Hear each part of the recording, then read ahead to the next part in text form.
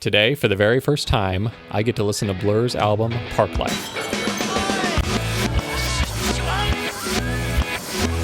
Hello, everybody, and welcome back to another album review / reaction here on my channel. And I am so excited for this. As you can see, I have with me here today, present Cody, as I'm going to call him. This is my cousin Cody Musilek as well. We both share the same last name, which is nice. Not Easy to remember matters for us. to anybody, but yeah, that's true. It is very easy for us to remember. Yeah. For people who have been around on my channel for a while, you'll know last time he came over and we recorded a bunch of videos. We listened to Temporary Secretary and by Paul McCartney, and he also showed me my very first ever Talking Heads album. And so when we were doing that, one of the things that I kept mentioning was, this is reminding me so much of Blur. This is reminding me so much of Blur. And I'm like, that's weird. Yeah, Quit saying that. Yeah. And so I was like, well, I Can't need to prove to him that I wasn't lying. Yeah. And so the more we talked about it, the more I thought about it, the more I was like, I am going to show him my absolute favorite Blur album, The Great Escape. And then I changed my mind, and we're not going to do that one. We're going to do Parklife. But that's what we're going to be doing today. Check out some of the other videos on my channel that he's in. If you're a new person here to my channel, first of all, welcome. Thank you very much for joining me. If you're someone who's here because you've been watching some of my Metallica videos on my channel, thank you for trying a different style of music with this album, with Blur. If you're here because you're a fan of the Gorillaz, if you like Damon Albarn, it's going to be a great video regardless. But if this is your very first time on the channel, know that I do have a bunch of other stuff that you may want to check out. If you're a heavy music fan and you want to look at my Metallica reactions, this entire year of 2023, we've been going through, and I and some of my friends who are both named Chris, ironically, they and I have been going through the Metallica catalog, and so far we've done all their albums up to Saint Anger. So the next one we're going to be recording is going to be Saint Anger, and then we're going to finish Metallica off with Death Magnetic and Hardwired to Self-Destruct. Then we'll do some live stuff and some other fun Metallica things as well, but those are going to be the last of the studio albums. So check that out if that sounds interesting. I also have some Depeche Mode. I've got all sorts of other things. In terms of Damon Albarn's work, I have several Gorillaz albums reactions on this channel, including their album that came out this year, which is a really good album, and I was much better than their three albums before that. And last year, I did a reaction to Damon Albarn's solo album, Near the Fountain, the Pure the Stream Flows, which is maybe the worst album title of all time, but also one of the worst albums I've ever heard. Oh, boy. So, not production-wise, that was just, he's just not been making music that's been for me. But if you are a fan of my channel and you've been here for a while, you may know that Damon Albarn, for me, is one of my biggest sort of musical idols as I was getting into different styles of music. And I think that up until the last 10 years or so, I would have said that he is one of my absolute favorite artists of all time. But the last 10 years, he has really been doing things in the music sphere that don't necessarily interest me. One thing that he does really well is he can move with music, like the trends of music, things that are modern and then things that are fresh. He's really good at utilizing those elements and aspects of music in his own projects. Okay. And I think a lot of that stems from his collaborations. But the reason we're talking about Damon Albarn, if you are unaware, is that he is the lead singer and he plays all sorts of different instruments and things in the band Blur, which is what we're going to be doing a reaction to. I was not aware. Oh. And I've never heard that name before in my life. Oh, my gosh. And I did not know that there was a Gorillaz connection to Blur at all. Wow. So wait, so do you know any of the Gorillaz albums? Sure, there's like Demon Days. Yeah, but have you actually heard those albums? Oh, just singles. Well, I think I did listen to Plastic Beach once through when it came out. Yeah, and it is good. the album that I definitely think you would like the most. That was when he got into retro synths and stuff. I liked it.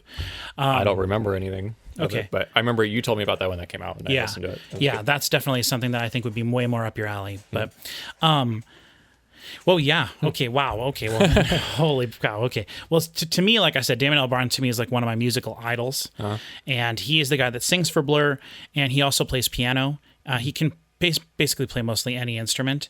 What he's most famous for now is, of course, the Gorillaz, who have sold way more records than Blur ever did. So were they kind of like parallel projects, or no, did he actually leave and then come back? No. Okay, so brief history of Blur here. Okay. So Blur people who also watch my channel may know that I've said in the past that the 90s are my least favorite decade of music. But also they're probably the least. It's really interesting because when I think of the second half of the 90s, that's when I started to get into all the heavy music that I like Rob Zombie and Power Man 5000 and, Stabbing Westward and all that stuff. Yeah. So I love all of that. But if you would have asked me about like pop music from the 90s, like I would think of like Sheryl Crow, maybe. Alanis Morissette. Oh, her. Oh, I hate love Alanis Alanis, Morissette. but I know you hate her. I do. I hate the nasally way she sings sometimes. I absolutely cannot stand it. But hey, if we get 1,000 likes on this video, I'll listen We'll to do Jagged Little Pill. I'll react to Jagged Little Pill. I know it's a classic album. I've never heard it. I think I have it on CD. You own it. You just bought it. I did. Yeah. You're right. I did. I think I sent it to you in a picture. Yeah. It was in a, yes. Oh, it was in a CD binder. Yeah, absolutely. You're absolutely right. That's where I got Metallica Reload. I'm like, listen to Jagged Little Pill. And I'm like, no, thank you. I'm good. Hold on. My cable's, okay. So 90s music. 90s music. So when I got into Blur though, which is what I realized Damon Albarn's band was after the first Gorillaz album came out, because I had heard woohoo, like I'd heard that, but I didn't know who sang it or anything. And then when I found out that I loved the Gorillaz' first album so much, and I was looking into them, found out who Damon Albarn was, found out that he was in Blur, I went back and I listened to some Blur stuff and then fell in love with Blur, and then over the course of many years bought all of their albums on CD, and then eventually ended up getting this box back here, which I will talk a little bit more about some of this stuff in when we do our Blur for the new reaction, or the new album that comes out. The Something of Darren, I think it's called. The new album is something of Darren. That's later in July of this year. I'll talk more about all my Blur stuff in that video. For this, since you're here, I want to just focus on this album, especially because it's a little bit of a longer album. But anyway, Blur's first album came out in 1991, and then they had an album come out in 91, and then 93, 94, 95, 96. And those are like, I think, unless it might have been 93, 94, 95, 97. Okay. But the three albums that I like the most of Blur's are 93, 94, 95. And that is Modern Life is Rubbish, Parklife, and The Great Escape. Okay. That's sort of like their trilogy of albums. They all sound sonically somewhat similar. The album we're going to listen to the one in the middle of that, Parklife. The album from before, Modern Life is Rubbish, is a little bit more straightforward. It sounds a little bit more like a band performing songs. All the songs are a little bit more uniform in terms of what you could expect. Then they did Parklife, which is the one we're going to listen to, and is just sort of bonkers. Like every song is like pretty much very different. Okay. Like maybe there's no guitars in one song. Maybe there's no whatever. It's just there's guitars in every song, but it's very different. Sure. And then after they did that, they did The Great Escape, which is, I think, actually, in my opinion, the most consistent. Well, maybe not the most consistent, but I really like that album. It's a nice combination of Parklife and their album from before, Modern Life is Rubbish. Mm-hmm. It sounds a little bit more like a band performing songs rather than people just like collaging sounds together to make songs. Yeah. It's a little bit more consistent, I feel, and I like it a lot. And that was the original album I was going to show you because I think that album is a little bit more reminiscent of the Talking Heads. Okay. And the aspects of the Talking Heads that it reminded me of made me think of that album, which is why I have the poster up back there. This is my actual Blur poster for that album that I bought at a garage sale for, I think, like $3. So cool Blur thing back there. But then, and the fun thing about Blur, which... It's really interesting. Well, actually, you know what? Since this is your first time, can you put this over here? Just to give you like a little example of what this band is. Here's a very, very, very valuable 7-inch. That's from when they first started when they were in high school. They were a band called Seymour, and that's awesome. Their one song that they recorded. But this is what I was going to show you. You can take a look through there. That's the whole history of Blur in there, from all of their albums, all their live, everything. So there's 4 members of this band. Damon Albarn, who's the singer and plays piano in a lot of stuff, but he also is the guy that kind of everything you hear that's not bass, drums, guitar is pretty much him. Then you have this guy. He's the drummer. His name is David Rowntree. This guy over here, he's the bass player, and his name is Alex James. Okay. And then the guy in the band that is the most Blur fans who will know. How do you describe Graham Coxon, right? He's this guy. Okay. It's hard to tell. I need to see a picture of him with his glasses because those are his trademark darkroom glasses. Gotcha.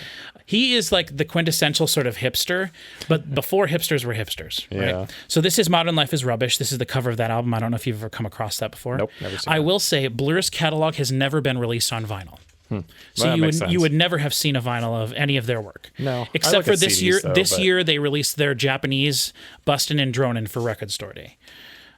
So Oh, this is the album we're going to be listening to, Okay. Parklife, and the book goes through and it's an interview with them talking about this time in their catalog, in their discography, and Did they sing "She's So High"? Did I see that mentioned in there? yeah, but it's probably a different "She's So High" than what you're thinking of. Oh, not that from the '90s. This is She's so high, she's so high, I wanna crawl all over her. Okay, I was gonna say that was different. Yeah, which is funny. The only reason I know that is because in the last Metallica video we did, they were talking about a song called "She's So High," that was by I can't remember who the artist was, but I didn't know that song, and I thought they were talking about this song. And I was like, "Are you guys talking about Blur?" And they're like, "No." You always think we're talking about Blur. Not Honestly- everything's about Blur. Honestly, it could be though.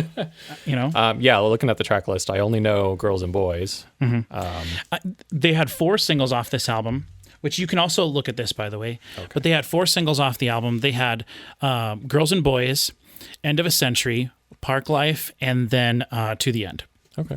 Are their big singles. What's the starring Phil Daniels mean? Well, you'll have to see when we get there. Oh, well, okay.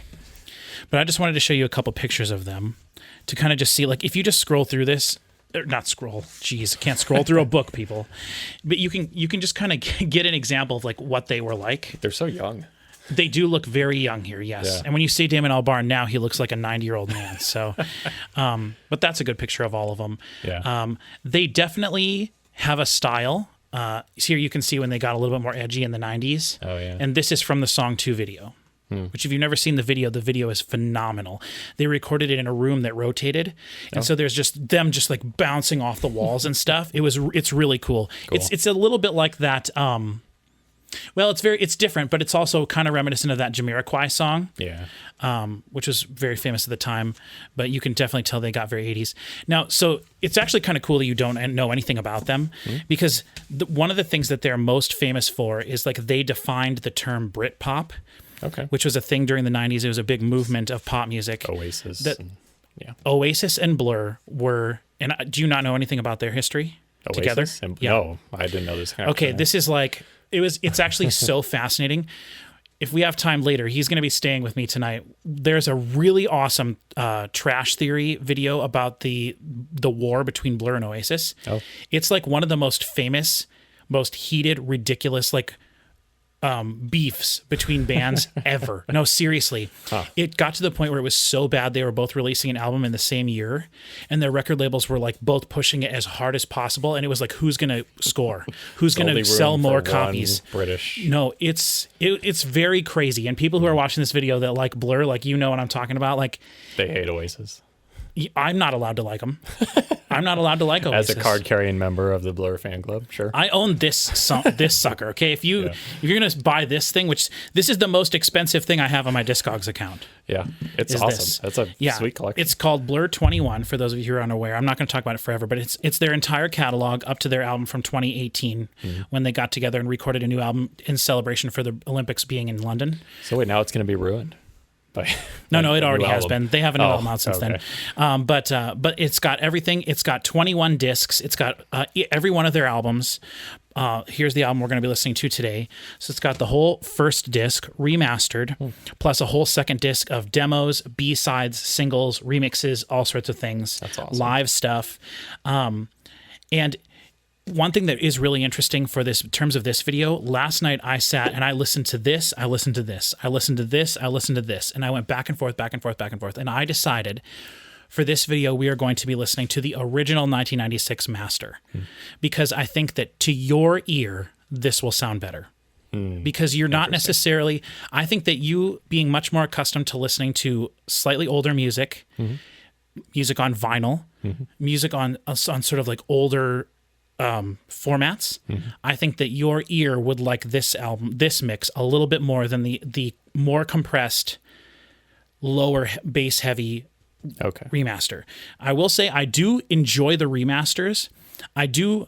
I would not listen to this if I did not think that the album was mixed and mastered phenomenally originally. Oh, okay. Because normally my rule is if something was made before like 1997, I would say just listen to the remaster. Yeah, usually just listen to the remaster.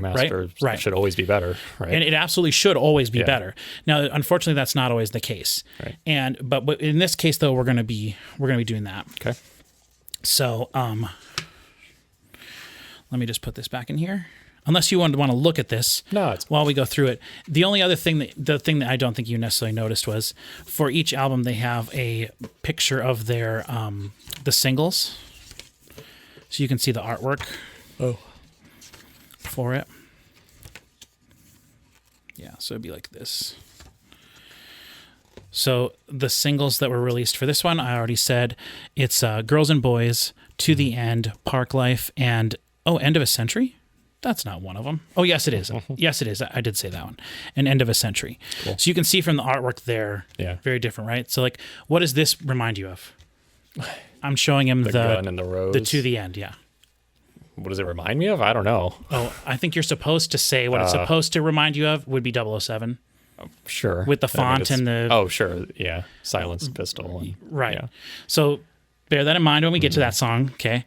And then Blur, Parklife with a mug of beer, right? Oktoberfesty kind of. Yeah. And then End of a Century, spaceshipy stuff. That's the Star Trek ship, right? Star Trek, right.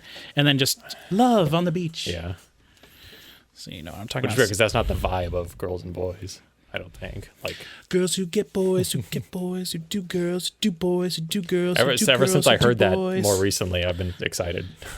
Well, and that's probably the most different song on this album. Which I had heard it before, but I had no idea it was Blur. Yeah. So yeah, there's their band. They're a band that's been around since 1991. They have a lot of interesting stories connected with them, just like any band that's been around for so long. So when did they go off the scene and then return, or did they? That was going to be what I was saying. Okay. So real quickly, they had troubles with things. Like most bands, drugs were involved with a lot of it in the mid-90s. They changed their sound a lot, and I think most of that had to just do with the fact that they were tired of doing what they were doing. And also, in the music industry, they got a lot of flack for just making these like pop songs. Okay.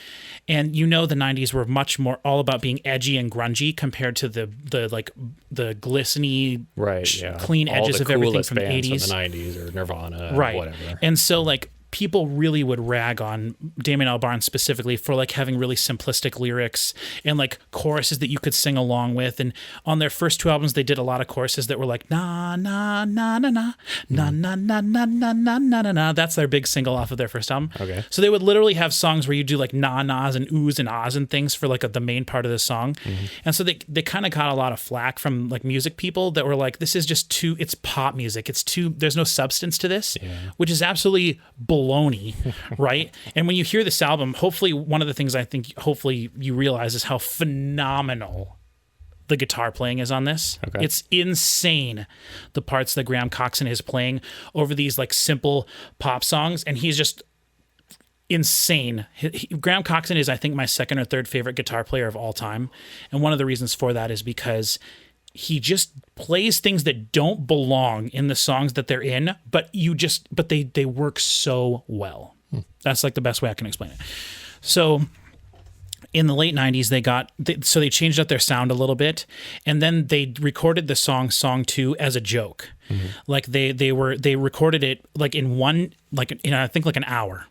They recorded it all. Some of it's like first take stuff. Sorry, my stupid cable is messing up here. Normally, I don't have to adjust that during a video.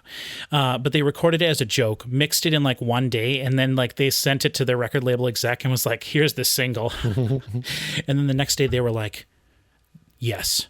And they were like, wait, what? And so then, of course, that people's image of Blur was not what they were projecting. Just goes to show you, record labels know better than the artists.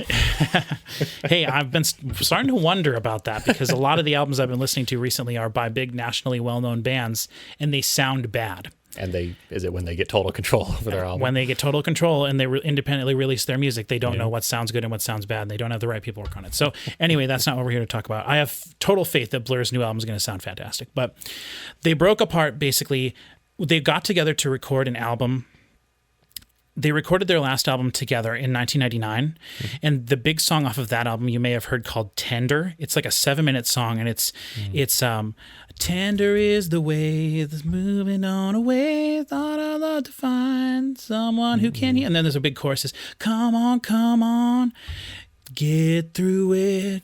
Come on. Love's the greatest thing that we have. Nope. And then Graham Coxon sings, oh my baby, oh why, oh my, which is like one of my favorite parts in any song ever. But it's a 7-minute long song. It's epic and crazy. And that was their big song for that album. And so if you heard it, you might recognize it, but it's all acoustic guitars and like people sitting in a room jamming. Maybe. I mean, they wouldn't play a 7-minute song on the radio. Though they did. They, for their 20th anniversary of that song recently, they went to Jimmy Fallon and they performed it all live on Jimmy Fallon's couch in the back of his studio. Oh, that's cool. And they just had all the crew and everyone there, and they were all singing it together. It was really awesome. So they did that album, and then they were in a little bit of muddy waters, and the guitar player Graham was like not feeling it necessarily as much, and so Damon Albarn was like, okay, well, I'm going to go work on this side thing called Gorillaz. And he did that album and produced it and got a bunch of people to come on, and they released their single, Clint Eastwood, and then the whole world exploded with the Gorillaz, and he was like, oh boy. And for people who know about the Gorillaz, you'll know that Damon Albarn did not create that project to be a successful project. No one was ever supposed to know who made the Gorillaz album. It was all supposed to be anonymous, and the 4 members of the band, Noodle, 2D, Russell, and Murdoch, were just supposed to be fictional people.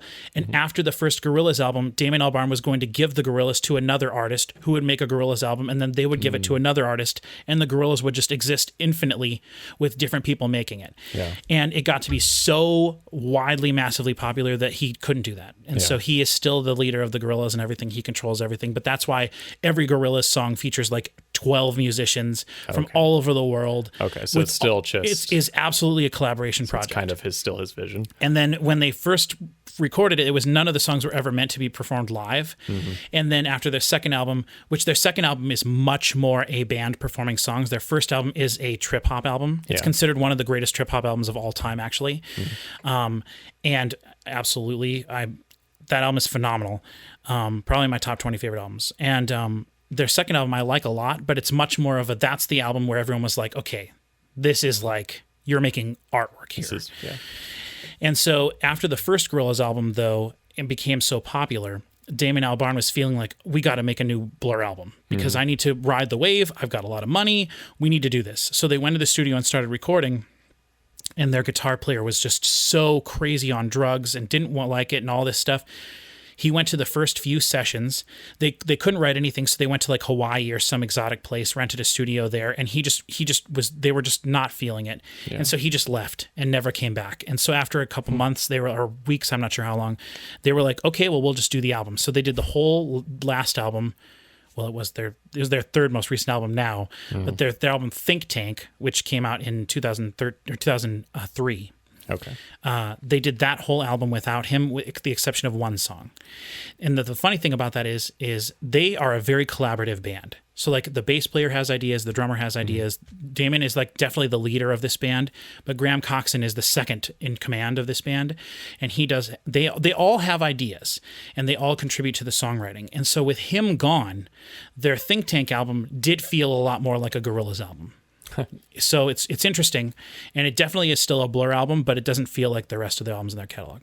And after that, Damon and Graham would not speak to each other for years and years. And it wasn't until they got together and did some reunion shows in 2015 that they were like, okay, we can get over our egos. Yeah. And they got back together and they recorded an album that they released, like I said, I think it was in 2018 when the Olympics were in London, because they had a very famous show that they performed there in like a sold out stadium arena and all this stuff, which I have on DVD. I have like all their DVDs and stuff over there. So that's sort of like a brief history of Blur. I know I just talked for 25 minutes, but no, that's cool. But they are like a legit fascinating band, and just their history with Oasis is interesting enough to like make a whole documentary about. But the cool thing about this band and this album is that I really honestly think you are going to love this. I think that you are going to be shocked from song to song to song, because it is clearly the same band, but every song just has its own uniqueness to it. And that's definitely one of the things that drew me to it. I've said that before. I really like bands that can do anything. Yeah. And I have a lot of their live DVDs and stuff. And so their songs, there's going to be a lot of keyboards and a lot of things that you hear on this album that are not performed live. And when they perform live, they do not use tracks. So they just perform the songs the way they are. They'll have whole different parts live. They'll do whatever.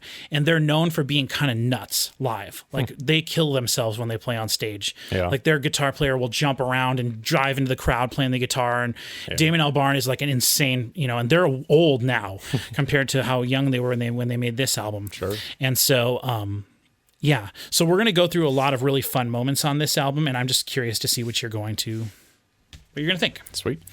So before we get into this album, though, we have to go get what's probably going to be our frozen beverages. Yeah. So we'll be back with you in a second. Look right here on the table, and we'll be right back with you. Okay, for today, I have something very special.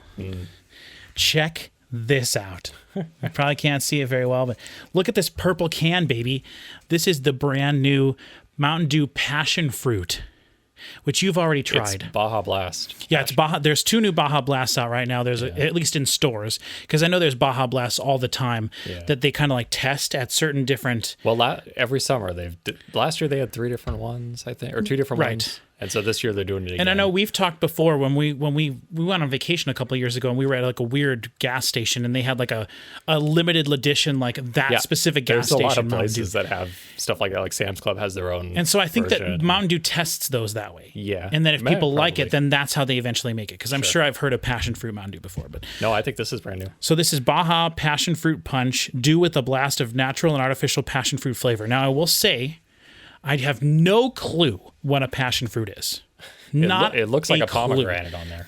I've never seen a pomegranate either. So I was saying it was pomegranate Mountain Dew, and you're like, oh, I've never seen that before. Well, no one's ever seen it because it doesn't exist. Go, we got to pour it right away. Oh, I screwed up. What a rookie over here. We recorded 2 videos before this one, and yes, I think I'm going to be okay. I didn't make it. Oh, you squeezed your can? That is such a rookie I had move. to. Nothing was coming out at all. It's all right. Ooh, I like it. Yeah? Yes, that's my first sip ever of this. I've never tried it. I thought it was pretty good.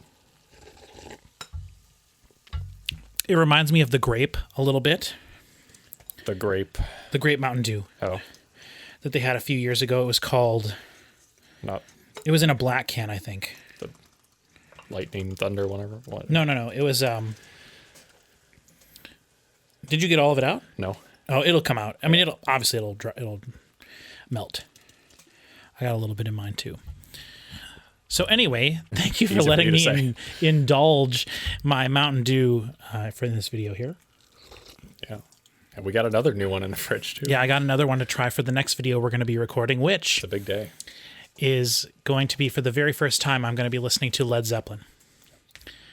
Yep. Teaser. Yep. I swear to God, I have never heard the song Stairway to Heaven.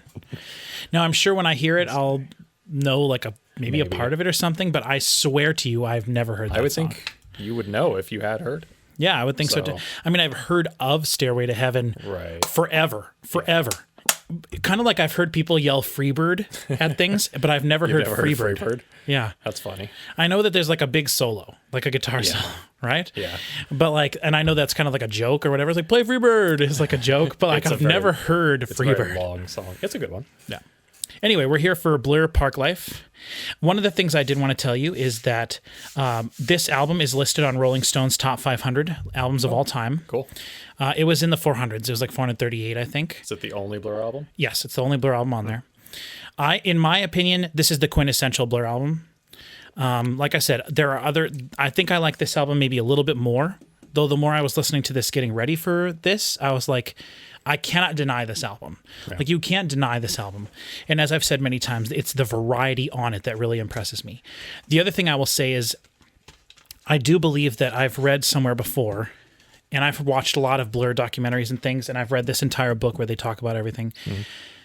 This album is considered one of the most British albums of all time. And when we start listening to it, you are going to understand why. Okay. And the most British song that's ever been recorded is Blur's Parklife. And when we get to that song, previously I would have said Oasis, like either of their hits. You will eat your words when we hear this. But the thing is, like, this album I was actually just reading this earlier today, and I knew some of this and some of it I didn't. But this album is a bit of a concept album. And Damon wrote most of the lyrics from the perspective of someone that was just sort of like hovering over England, flying across the country. And one thing you'll notice about Blur is, and especially on this album is when they mostly started doing this, but their new album has it too. There's like 3 songs on their new album. A lot of the songs are named a person. So like Jubilee is a person. Tracy Jacks is a person. And some of these other songs, you'll notice that he's basically talking about a specific person. Okay. They reference people a lot. They're not real people. Okay. They're just a character that Damon creates for the song. That's like it's standing for like a generic, stereotypical English person of some sort. Okay. And you will really get that when we listen to it. All their albums after this have that. Okay. They all have that. Where in their new album, it's called The Life of Darren, I think. Even the title of the album is that. Yeah. And they reference, you'll just notice it as we go through. There's a lot of specific references to things that are vague enough that it could be anybody. It's sort of like the everyman British person, but in different scenarios. So like one song will be all about the working British man. One song will be like British aristocracy. One song about whatever. And then it's all very specifically referenced in these different people's names, which is something that to me, I don't necessarily care for as much, and it throws me off a little bit, but it's such a defining characteristic of their music that it would be weird without that. Okay. So that's one thing I wanted to mention, the incredible Britishness of this album. All right, without further ado, let's get into track 1, which is Boys and Girls, which you have heard before. Yep. And we'll just see how you feel. So one thing I want you to pay attention to is the mix specifically. Okay. You know, listen to the songs, but try to pay attention to the mix a little bit as well, because I do think the mix is really good. And the reason I chose this over the remaster is because this is a much more dynamic mix. Mm-hmm. So this to me sounds much more like a vinyl record than like something that would be on Spotify today. Okay. So, okay. Here we go. Track 1 off of Parklife, Boys and Girls.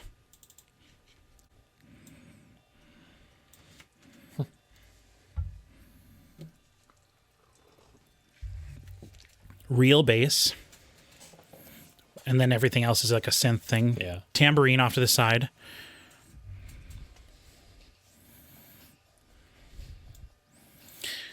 One thing you'll notice is that every member of this band is like insanely talented. Like this bass line is nuts. I can tell. Yeah. But they're never talked about for their musicianship. Yeah. And if you have a question about anything you're hearing, ask me too.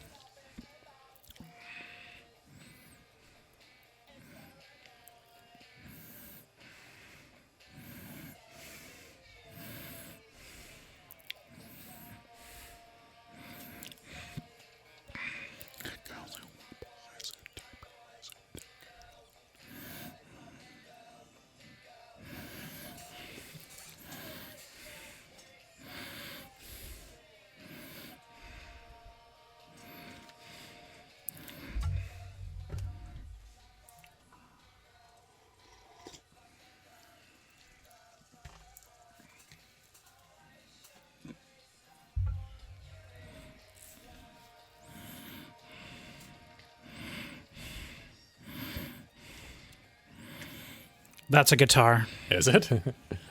Playing high notes. Okay. And that's the thing that they do. Like Graham Coxon has like 6 or 7 guitar parts, all different, flying around the song at any given point. They also aren't afraid to copy and paste things. Okay. Like that big thing you hear, that's a guitar pick slide on the guitar, and it's just the same one that they copy and paste. Huh.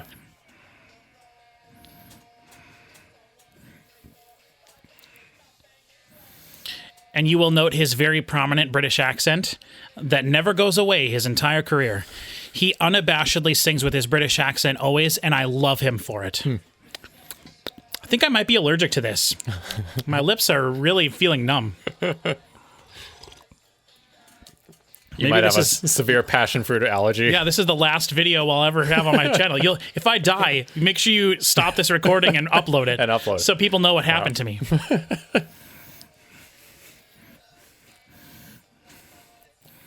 Now, at this point of the song, you might be thinking, okay, this song's wrapping up, right? Nope, we're basically halfway through. It's crazy to me that this is like the second longest song on the album, because it is by a large margin. Oh, yeah. Yeah. Well, that's how they get 18 tracks in there. Or no, 16. Yeah, yeah. 2 of them are instrumental, though, and they're intermission tracks, so...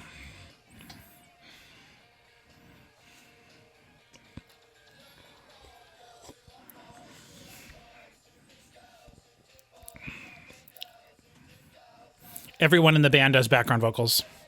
But Graham Coxon, the guitar player, he does legit backing vocals. And you can hear him doing his own vocal parts throughout the album.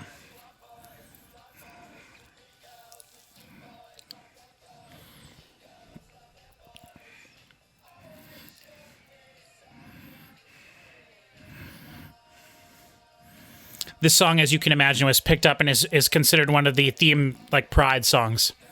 Oh. If you can imagine. Very dancey, good club music. Yeah.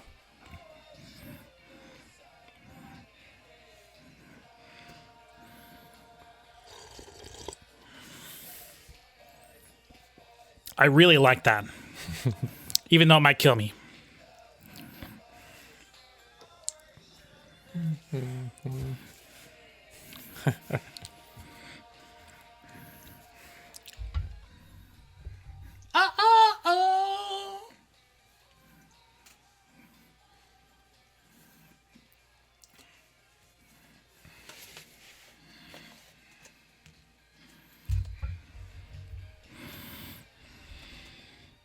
See, I like this.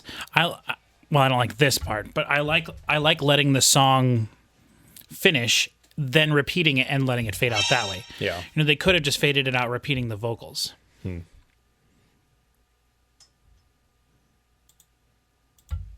If you're gonna fade one out, do it that way, you're saying?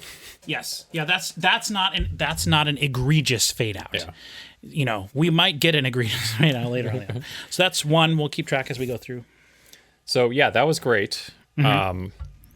Extremely 80s feeling to me. Really? Like late new wave kind of stuff. Yes. Okay. And did it remind you of any band? I was trying to think. It's really hard because his vocals are so like definitively and distinctly them, but musically, yeah. I mean, his vocals remind me of Oasis, just simply because of how British it is. I can see. I mean, there's a reason that they were fighting each other. So I see. I think I would be on Team Blur.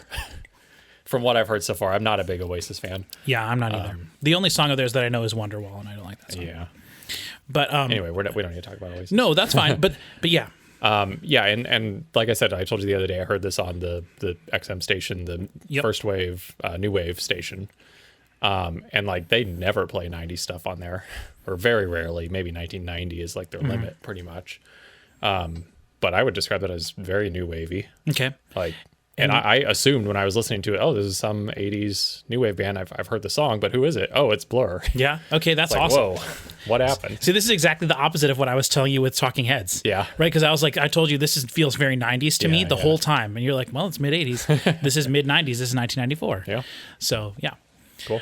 So that track, we reacted a little bit ago to Laura Branigan's song Gloria, and in that song there's a real bass player playing their bass, and he was doing alternating octaves, which is very you said disco-y, which that's exactly how this song starts.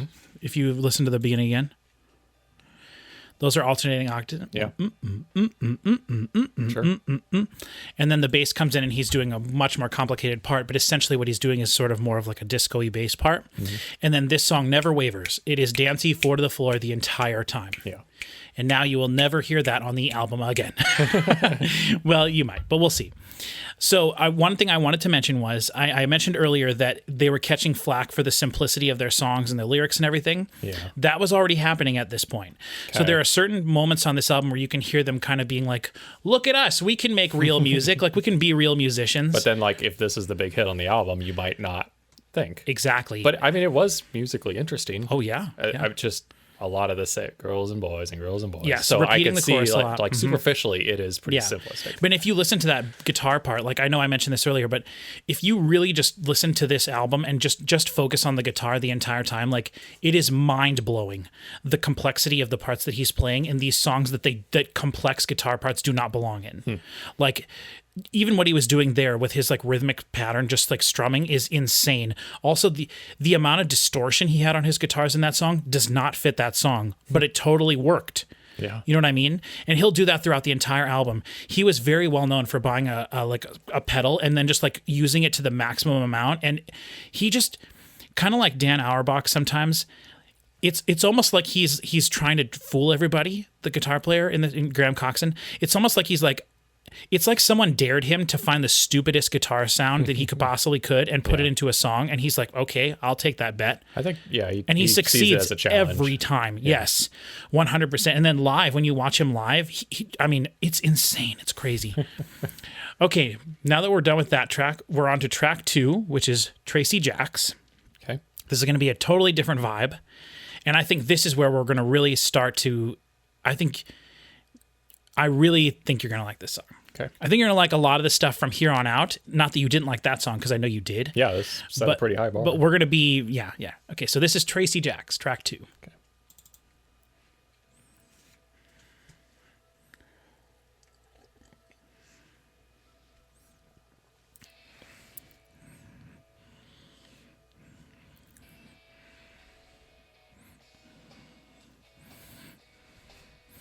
So let me know if you ever hear talking heads in this. And if you never do, that's fine. I'm just... This feels more 90s to me. Mm-hmm. With strumming guitar. Yeah.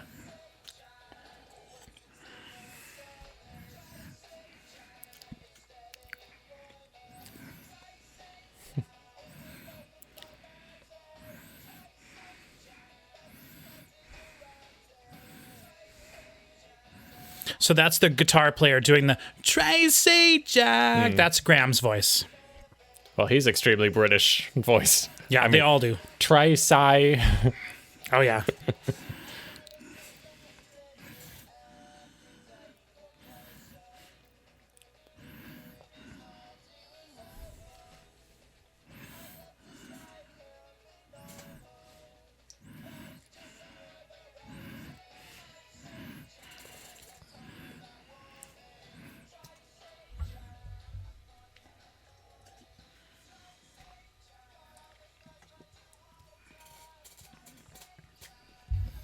You'll notice he references very specific places all the time. Yeah. It's all about like southern England, the whole area.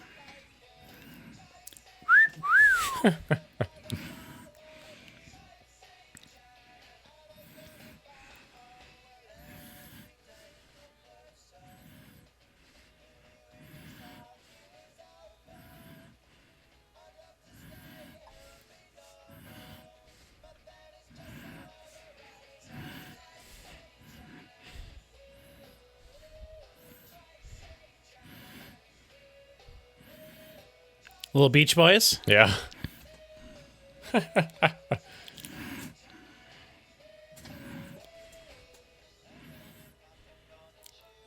Strings? Whoa. The guitar like interrupted the vocals there. Yeah.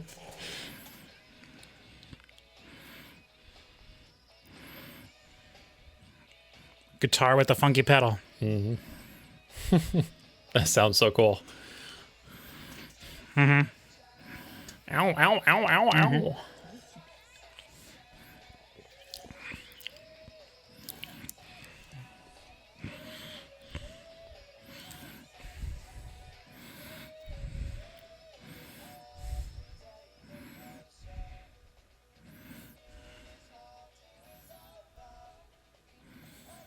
I love the dryness of a lot of this stuff too. Like at the time, even still in 1994, there was a lot of overly reverby things being done. A lot of dry stuff here. These like guitar chords and stuff too are just like, that is not a happy guitar chord. It's not. Some happy vocals though. Mm-hmm. It's a juxtaposition.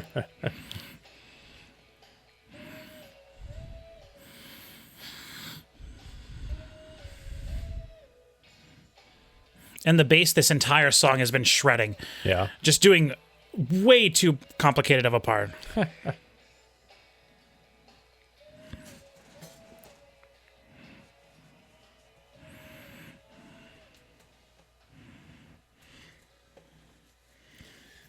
a fade out.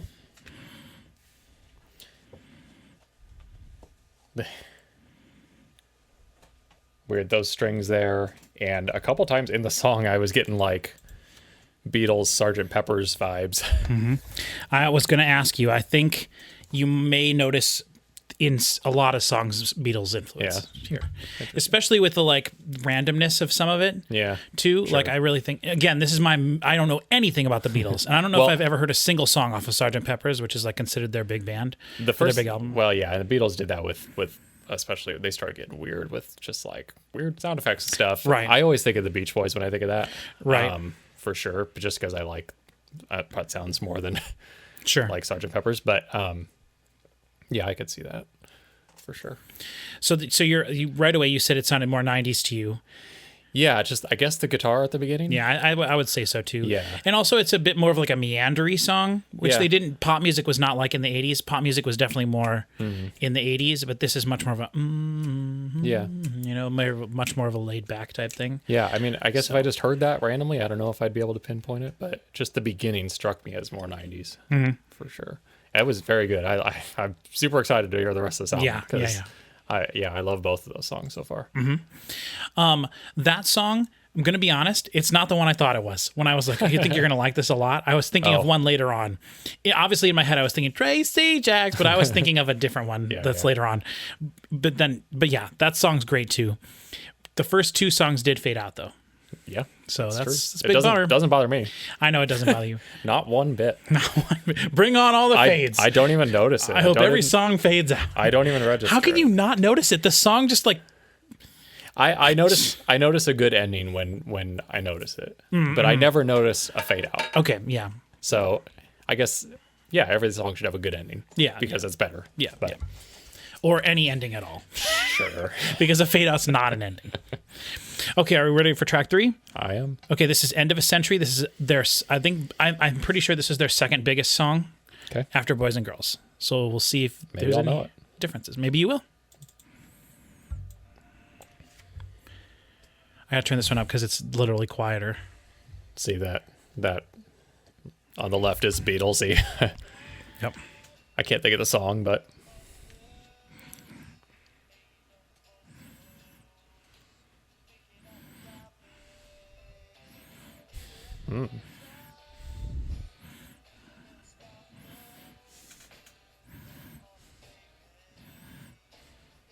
That guitar is so massive. Yeah.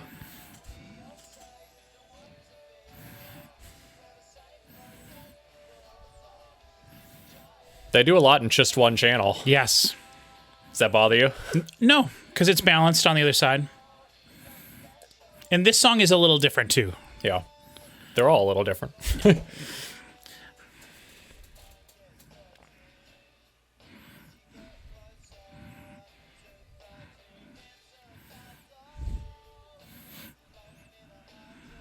I like the vocals on all of these so far. Like all the background vocals in this song, though, the harmonies. Oh, and I like the guy's voice. Yeah, I mean, I like a strong British accent. I like that part of Oasis. It does alienate some people, but if it doesn't bother you, I feel like you can. He's a really great singer. Yeah.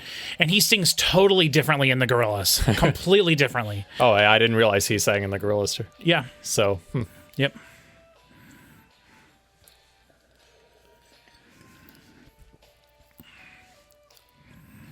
I would not have even called Gorillaz a British band. Oh, yeah. I know they're not really a band, Yeah, but like, yeah. And they're from all over. yeah.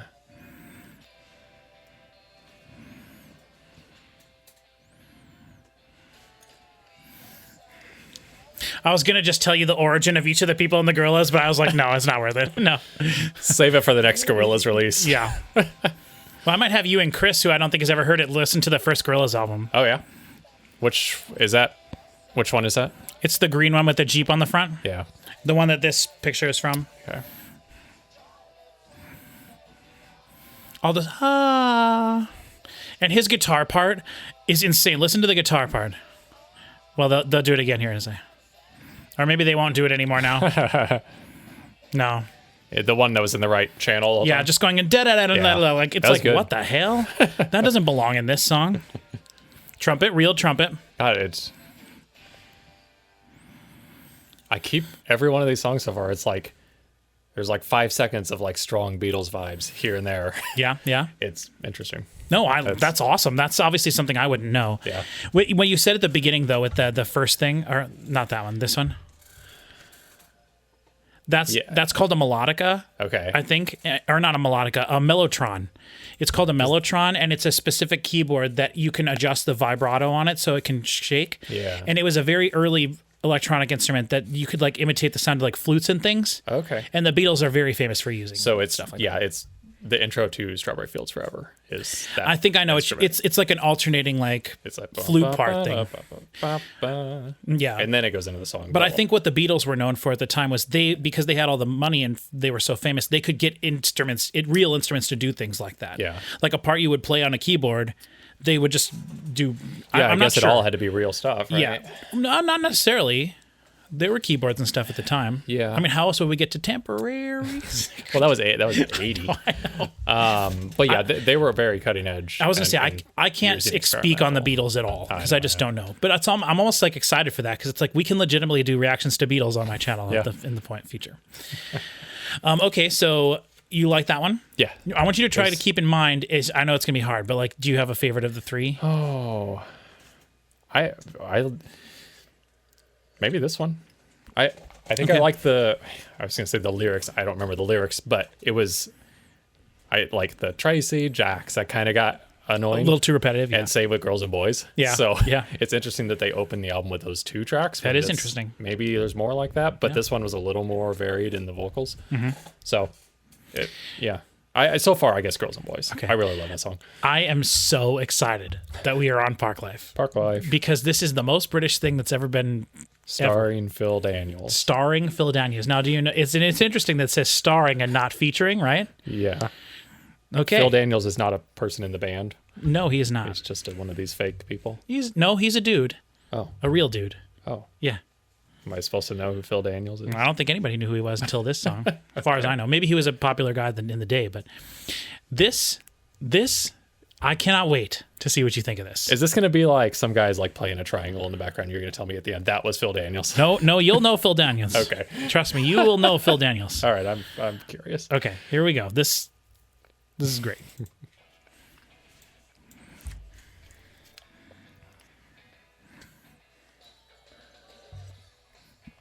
You may recognize some of this.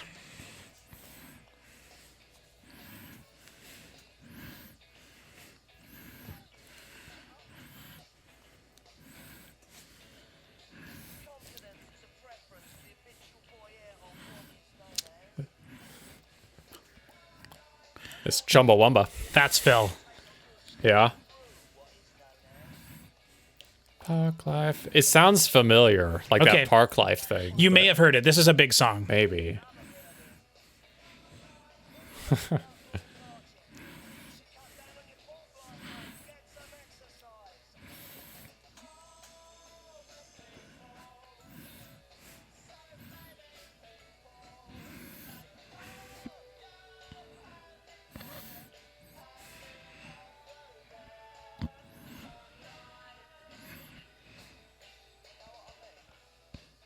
So this song is about sitting in a park and watching all the people there. Oh, okay.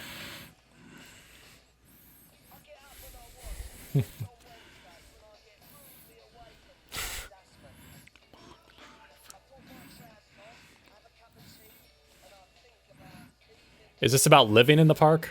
I don't think so, no. Okay.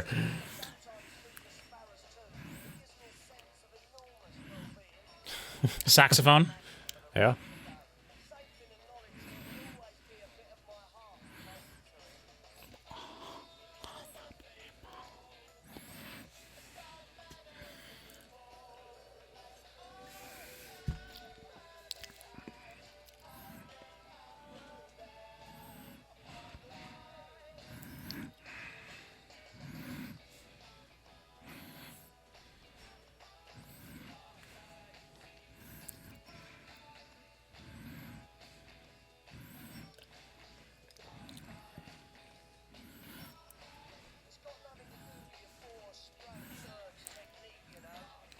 Wait for it.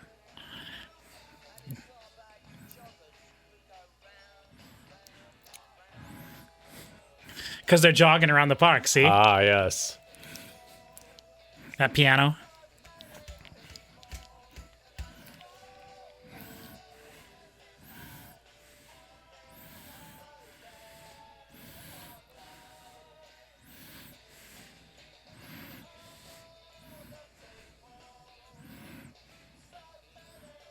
That guitar is shredding.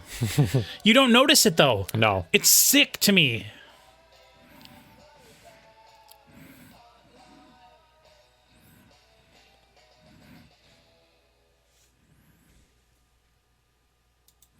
I love that.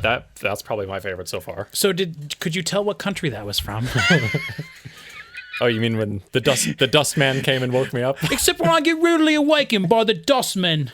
I get up, I put my trousers on, and I have a bit of tea, and I think about leaving the house. It's not about you gut lord marchers, you gut lord marching. It's not about you joggers who go round and round and round. Am I crazy that was a little Chumbawamba? Chumbawamba? I guess. Maybe just the talking parts. The guy in Chumbawamba does talk a lot. Yeah. So the thing is, I hate talking in songs. Yeah. I forgive him for this. I mean, this is the whole freaking song. It's the whole point of the song. And the cool thing about this is every album that Damon Albarn has made since this has at least one song that is just talking. Oh, cool. Yeah, I they like do talking in it. They songs. do the way he does it on some of his albums is so clever. Sometimes it's a cool poem. Sometimes it's a story that's just being told with sung verses. Oh, he does such cool stuff. And maybe it's not on like every single one. Like I don't think the new Blur album has, or the new Gorillaz album had one like that. But a lot of he does. This is like a calling card of Damon Albarn to have a song with like a lot of spoken part, or like a majority of the vocals are spoken, and then like a sung hook. But yeah, that Parklife is such a famous thing. And yeah, I've heard that. I've definitely not heard the song. Okay, so I don't know why I know that Parklife. I think I'm pretty sure I remember that they played that song a lot during the opening ceremonies when the Olympics were in London. So maybe I've just heard it in the background of things. And yeah.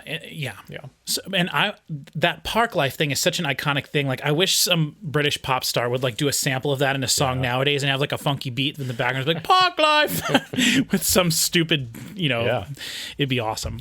So again, but so far, I'm sure you've noticed, like the drums, the bass, the guitar, every song, you can tell that they're real instruments they're playing, and they are just playing to the height of their ability. Like the drums are very simple always, but he does such cool things. And I will say that this is the drummer here, David, or Dave, as he was known at this point, Dave Rowntree.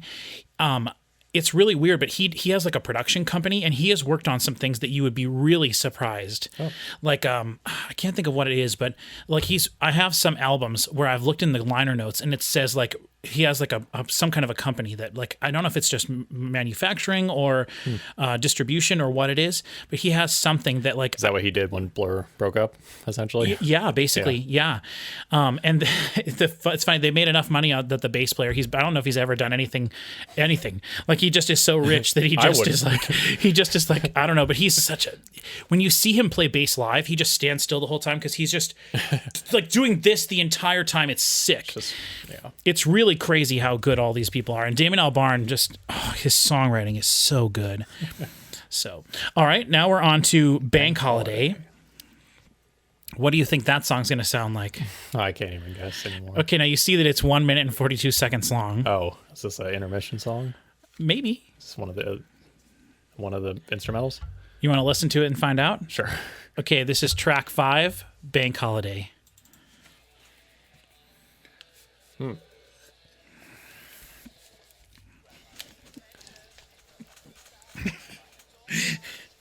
Yeah. The grandma loses her knickers.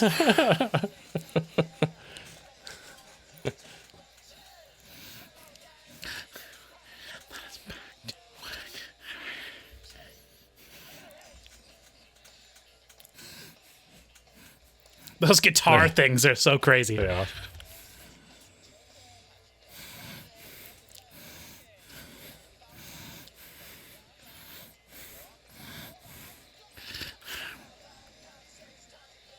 That bass is crazy. Yes. Oh my God, yes.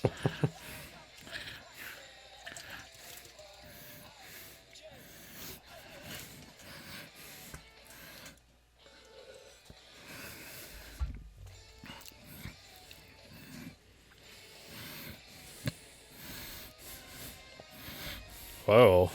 What is that? Guitar. It's like a mosquito. Yeah, it is.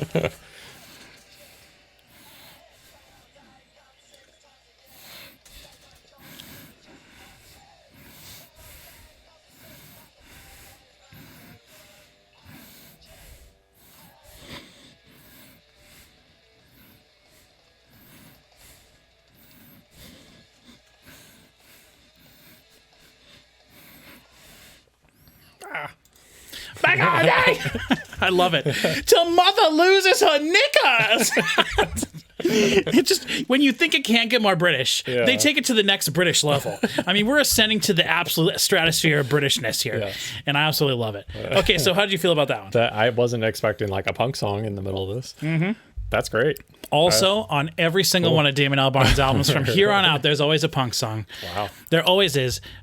Not the last decade, but I mean, he kind of changed what he's doing last decade. But yes.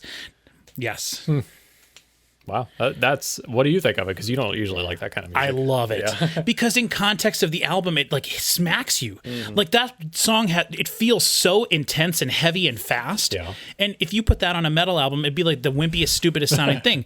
But in context with what we've been hearing, it's brilliant. Mm-hmm. It's brilliant. And that's one of the things I love about this album. And I wasn't going to mention it until we got into it.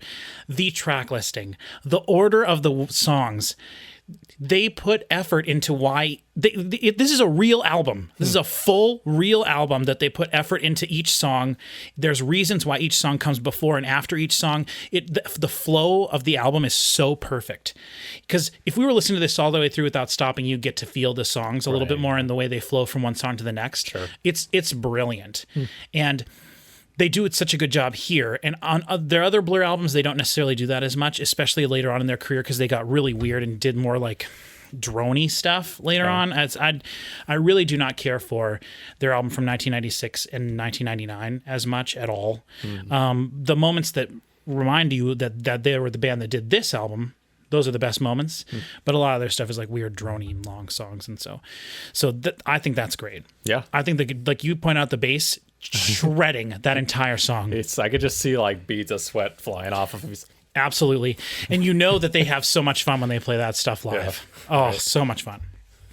And Damon Albarn loves that kind of stuff too, just like screaming, freaking out.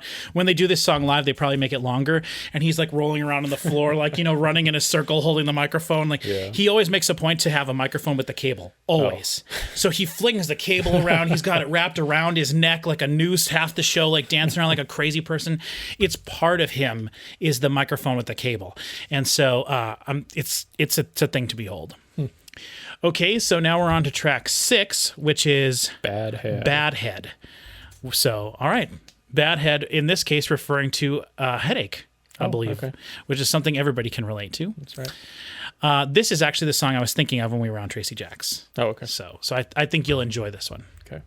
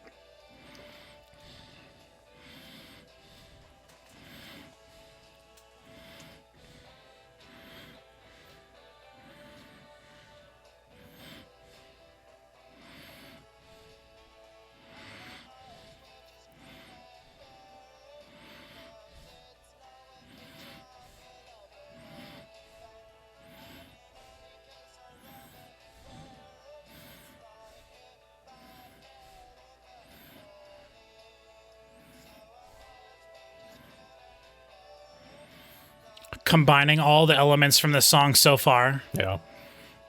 That crazy organ off to the side.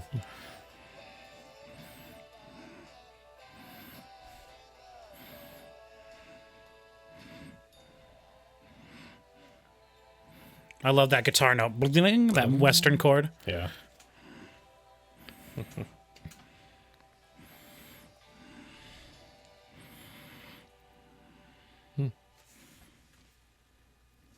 Cool. What a gorgeous song. Yeah. So sorry, what do you think? No, it's very pretty. It's so lush that yeah. I love because those are not real trumpets. I don't think. I think that's Okay. they're played, but it's just someone playing like a simple chord of da da da da da, like that with the vocals over the top of it, with Damon's like contrasting melody of the and I might as well just grin and bear it. Like it's these lush chords being created by vocals and then like a patch plus all the rest of the instruments and then Damon's melody over the top of it. Like it just creates this really cool and very complex thick wall of sound. But it's not aggressive, it's chill. It just is. That is music theory. Yeah. Like there's a lot of music theory there. And I'm not saying that it's the most complex thing in the world, but the layering there is done really well. And the fact that all those elements come in together and you like waiting for it the rest of the song then. And then that guitar solo, which it doesn't sound like a crazy guitar solo, but like it in its repeated parts and it's just so cool and it just works. That whole song just works in my opinion. Yeah, I really love the little organ, like. Yep. And again, what a complex thing it's playing, right? And you would think that would be distracting, but it's really not distracting. And one of the reasons it's not is because it's way off to the side, so your ear can focus over here, and you don't really recognize. Your brain hears what's happening in the middle, and you don't really unless you're listening to it specifically focusing on it, you don't even register what it's doing. You just like feel there's movement over here. Yeah. Right? It's just like you're listening to the song and then there's just this like thing, almost like you said, like a mosquito or something buzzing on the last song. Right. It's kind of like that again. Like they put things off to the sides that could be distracting, and putting it off to the side should be distracting, but because of the way it's done and the musicality of what's happening, it's not distracting. It just feels like a thickening agent or something. Right, yeah. And that's one of the things that's very different than music today. Today, music is not focused on the sides. It's all in the middle. And one of the things that's way different about music nowadays is it's there's pretty much just kick and snare and vocals, and then everything else is what I talk about all the time on my channel, the mid-range soup. Like everything else is just sort of like in frequency ranges that aren't the bass and they're not where the vocals lie in the song, and it's just like this reverbed out background thing, right? But there's so many different things you can focus on in each song. Like this is a really good album to listen to multiple times because like I said, if you just focus on the guitar throughout the whole album, you could do that in every song. Yeah. The guitar is always playing, and a lot of the times it's playing multiple parts a lot of the time, and so you can really do that. And if you just focus on the bass, you're thinking to yourself, wow, I can't believe this guy's playing twice as many notes as it feels like he's playing. Right. And that's every single song. Even what we just listened to, which I think of as much more of a chill song, it's more complex than a person thinks. And that's one of the things that absolutely blows my mind about them. Yeah. But did that one not impress you maybe necessarily as much? I don't think it'll stick with me as much. Okay. Mainly because I like the weirder stuff. That's definitely one that took me. That is a song that grew on me over time. Yeah, and I think it needs to be in the album. Like, oh yeah, like you need stuff like that. Yeah, especially again coming from Bank Holiday, right? Yeah. So again, we went. The first song's like a disco song, and then we have the more 90s thing you said. Then we have the slow end of a century with big strings and stuff. Yeah. Then we have Parklife, which is talking and is definitely like a poppy pop song. Yep. Then we have a crazy punk song, and then you have this to like bring it down like chill. Yeah. Like so far, everything has been a different style of thing. Yeah. Now we're to the Debt Collector. Track 7, The Debt Collector. You ready for this one? Yep. You ain't ready for this one. I'm ready. Okay.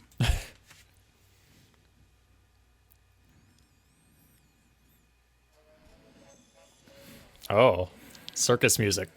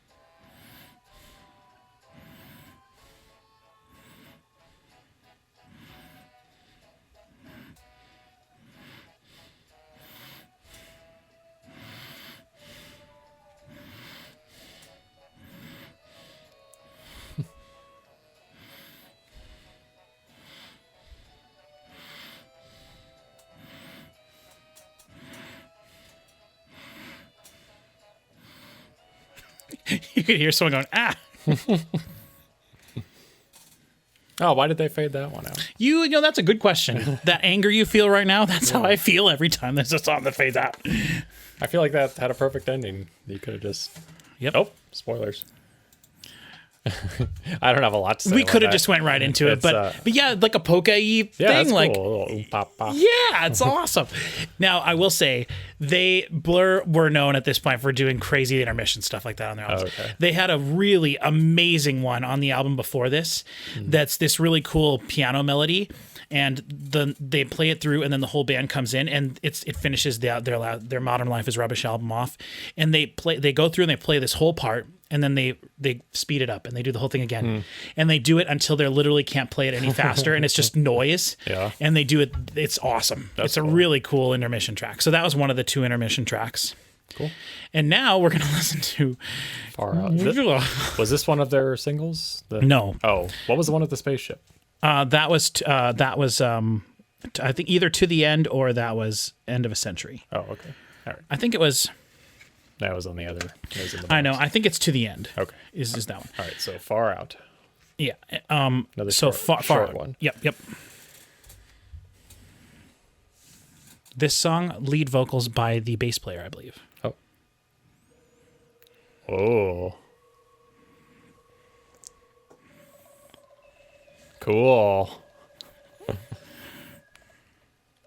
I knew you would love this.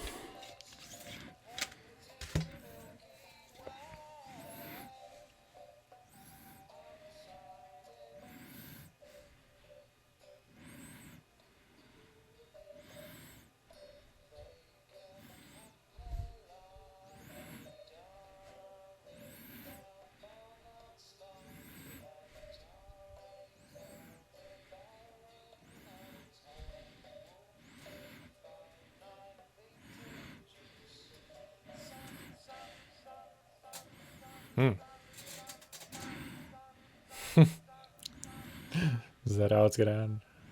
That's cool.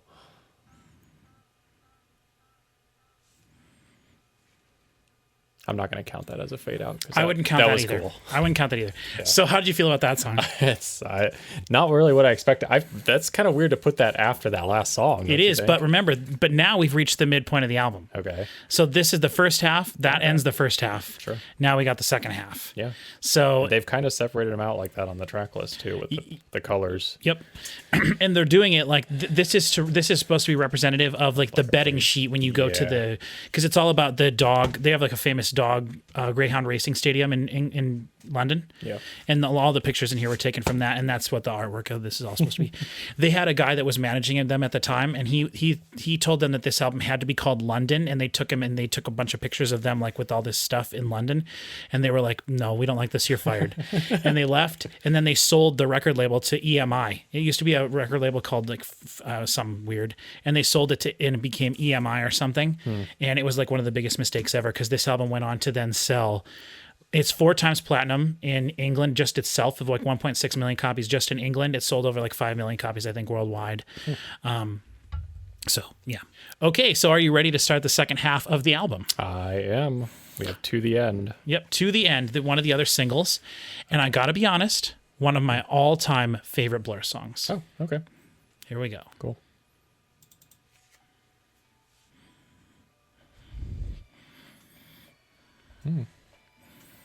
Is it just like an adventure? Because it's like you have no clue what you're going to hear. Exactly. Yeah. I love it.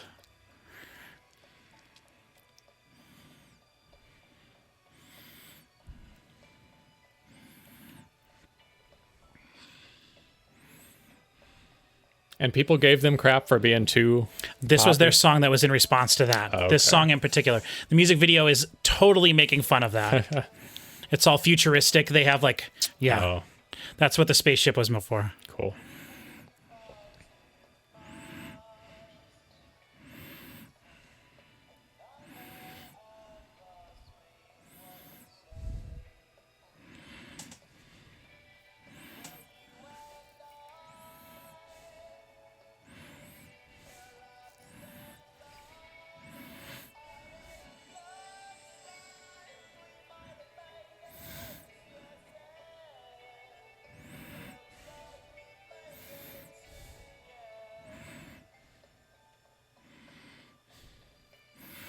I love that chorus.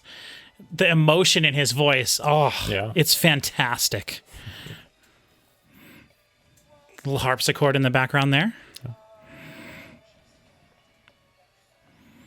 And the strings are beautiful. Oh, this was the James Bond picture with the gun and the rose. Was it? Okay. Yeah.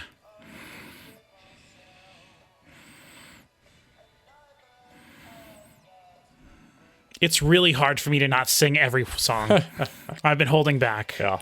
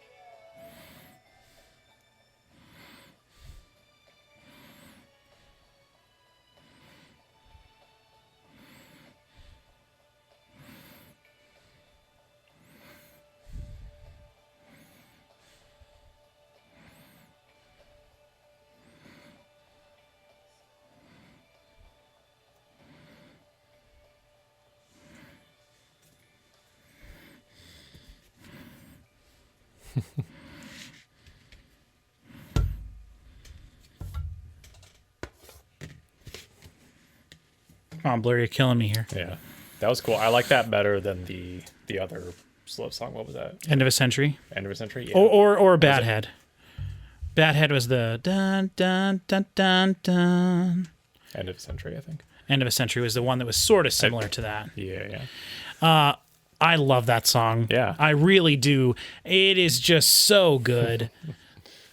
Yeah, I don't know. I don't have That's right. If something specific to say about it. It was, I just liked it. Yeah, I mean, the lush strings, crazy arrangement, no guitar in that song that I noticed. I guess I didn't notice. No guitar. The bass, I don't know if there was bass guitar. I mean, there's a guess, but just some simple drums.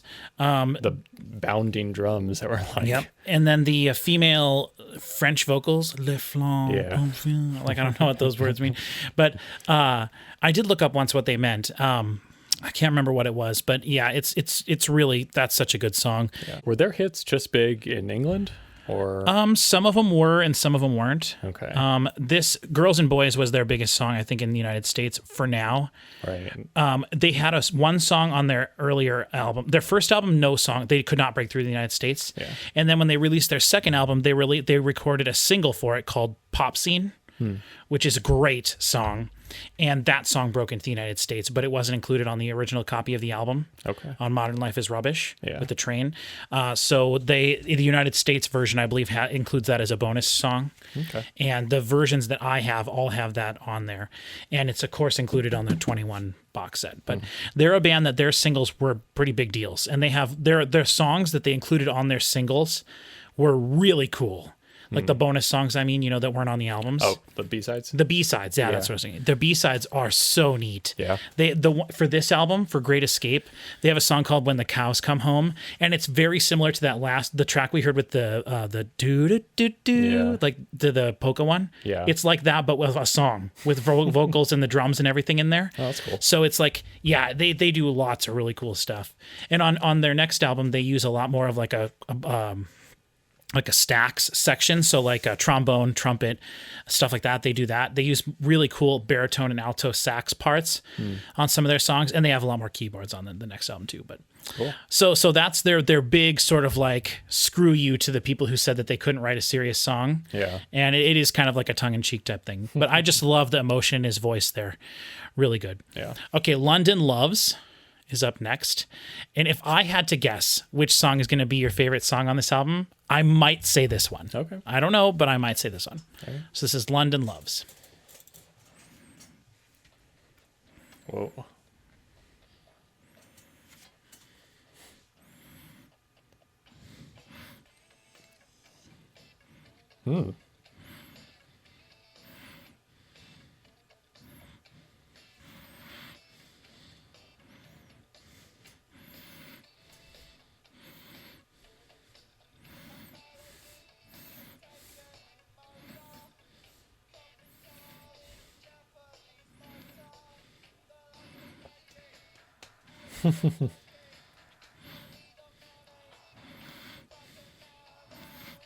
This is, you talking about Talking Heads. I'd say this one is okay. Maybe not this part, but that whole intro. Yeah. I'm hearing it.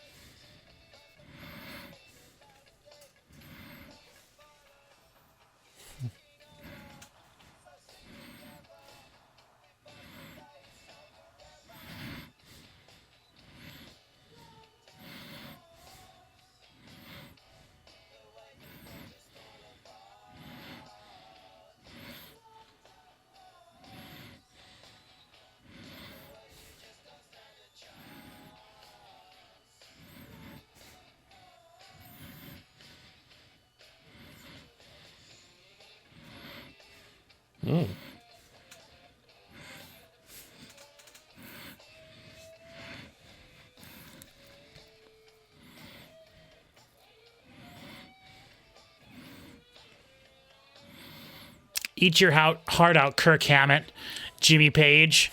That's you right. could never.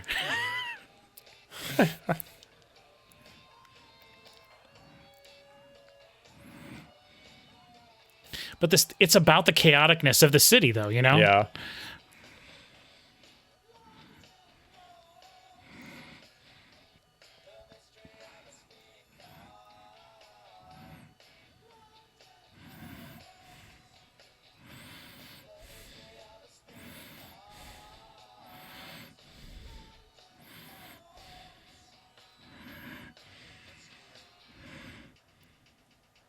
Whoa.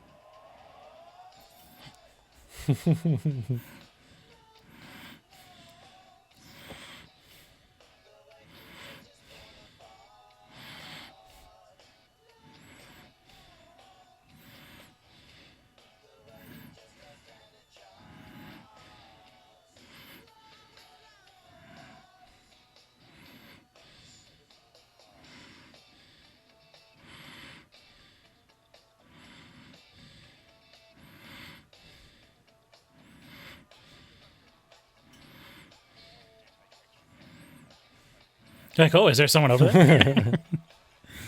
There's a news lady behind me. That's right. Someone turn on the radio.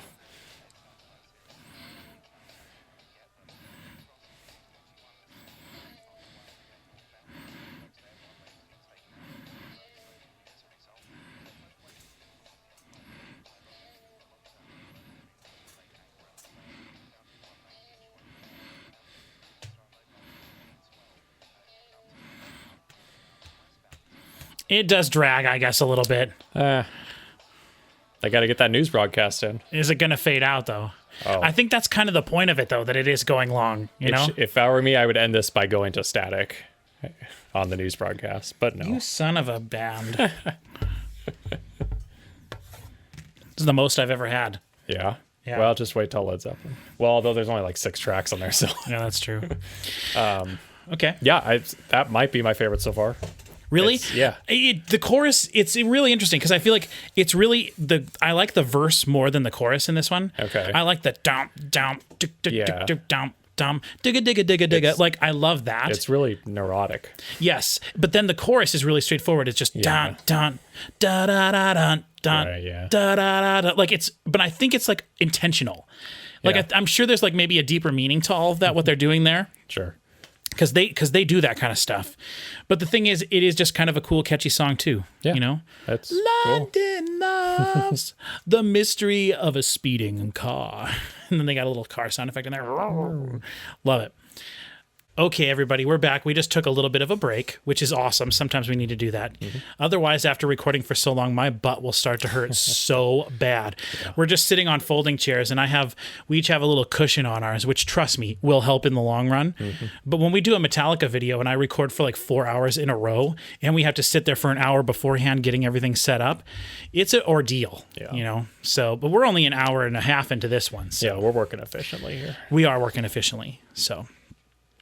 Now, I do kind of wish we wouldn't have necessarily taken a break between London Loves and through the Trouble in the Message Center. Well, don't worry, because it's still stuck in my head. Yeah, so just remember that synth bass. Okay. Mm-hmm.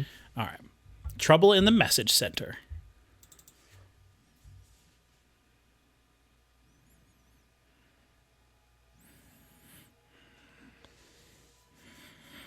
Was it a fade in from the last song, or? It fades. They fade in together, kind of.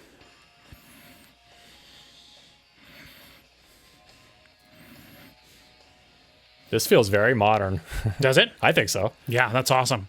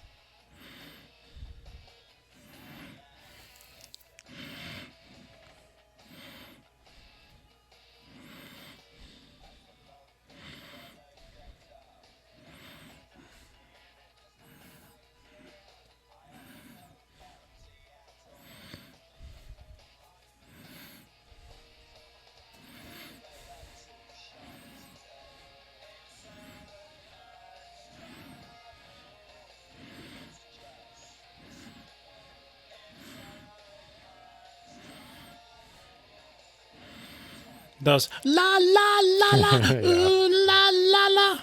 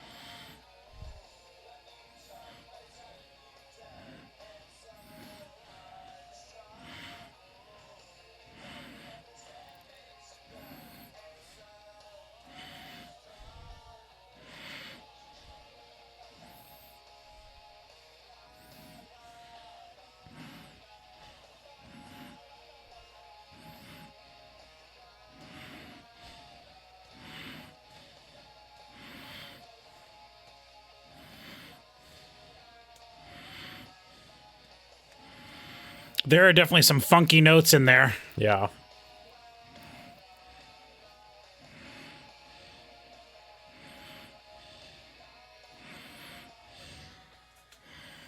We're going to run out of chalk.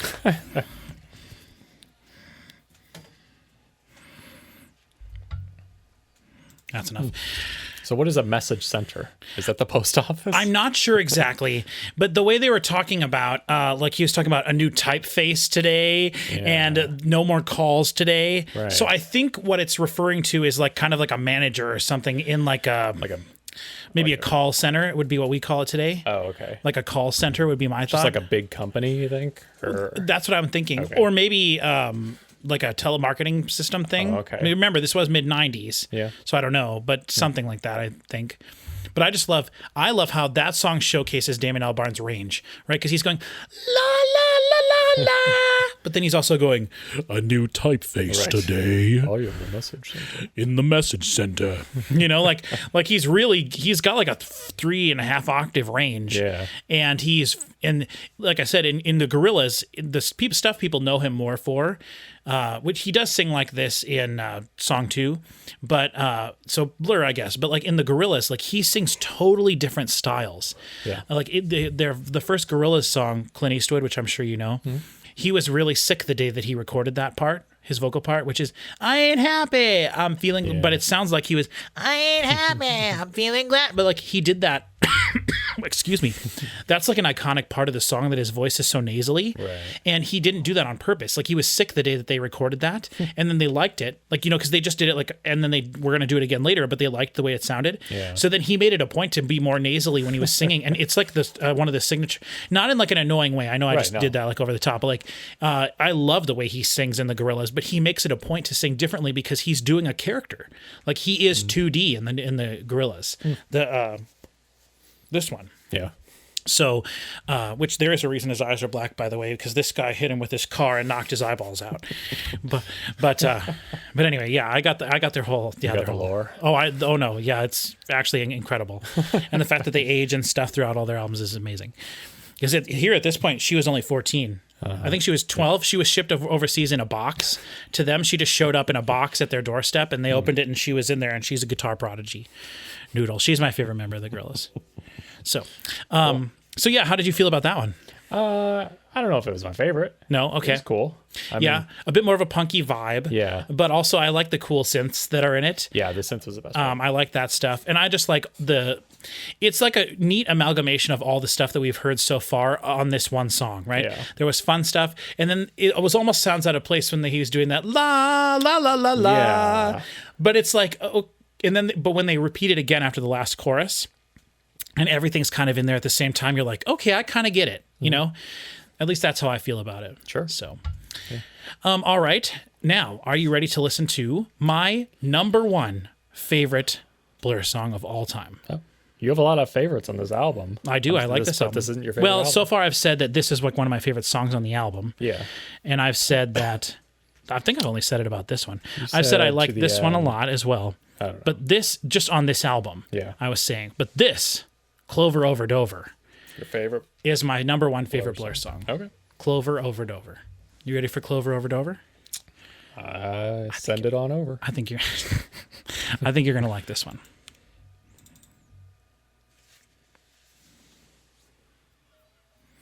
Oh.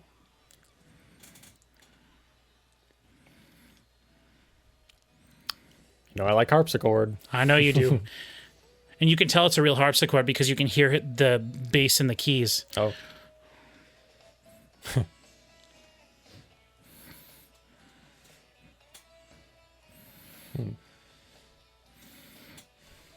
So that's Damon playing the harpsichord on this song.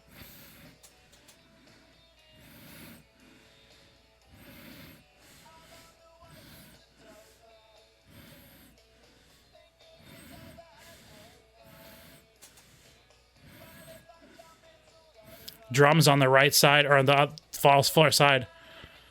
Right? Mm-hmm. Yeah.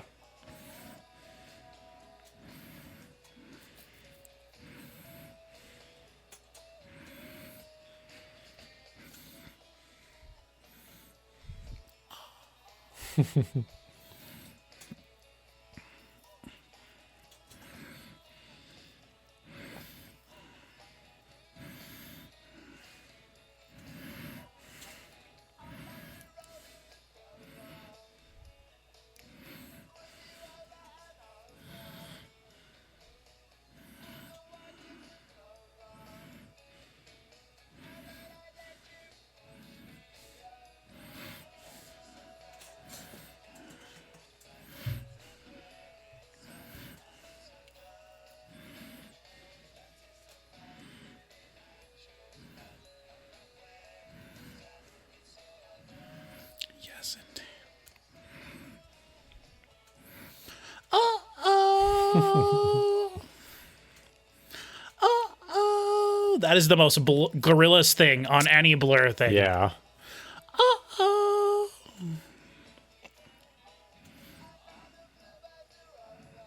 Polyrhythms.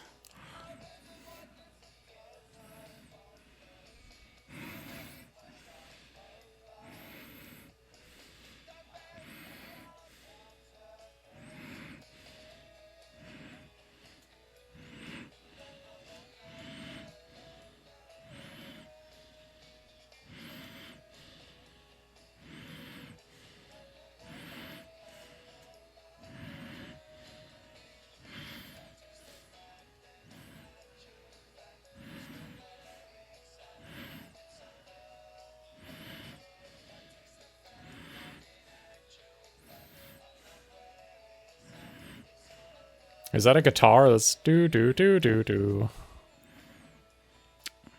It sounded like telephone tones or something. I wasn't paying attention to that part. That's exactly. Okay. Everything you're hearing in this song is phenomenal, though. Yeah. Like stupidly complex. That instrument. Do do do do. That was cool. And look, they didn't fade it out. Oh yeah. And you can hear him closing the harpsichord too, which is cool. So that I love that song. Yeah, the harpsichord really makes that one for me. Yeah, oh yeah. It just when they go back into that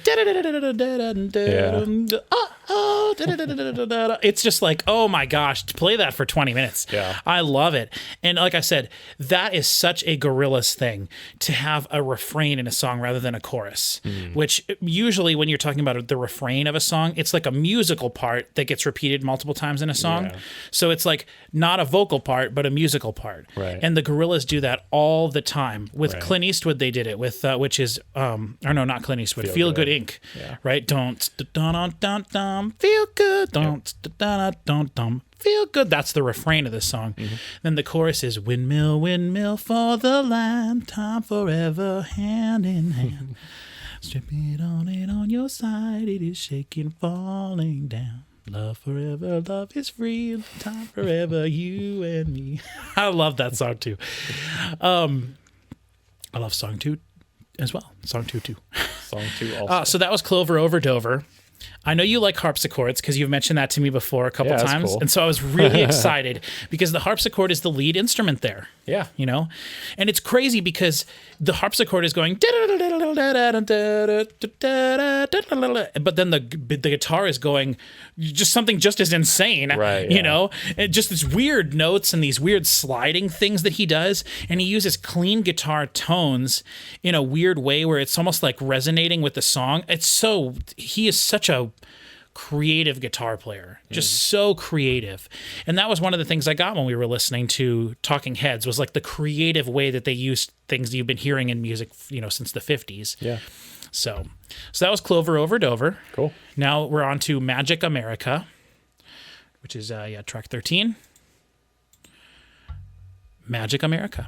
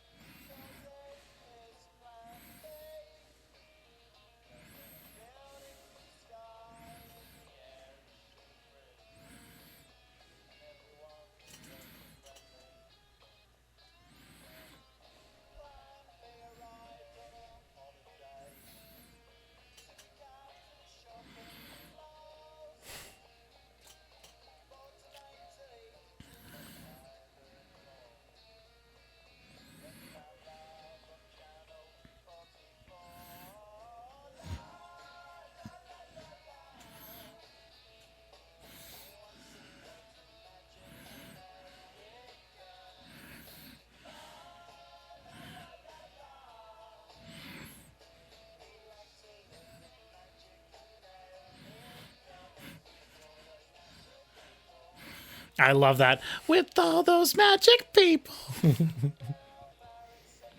That whoa, whoa, whoa, whoa. Oh, yeah. Whoa, whoa, whoa. Guitar. Really? I think. Maybe not. It could be a keyboard patch.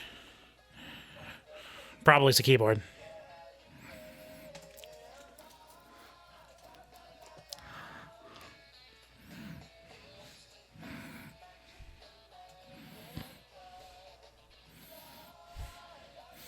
I love when British people sing about America. Yeah, it's always with so much disdain. With all those magic people.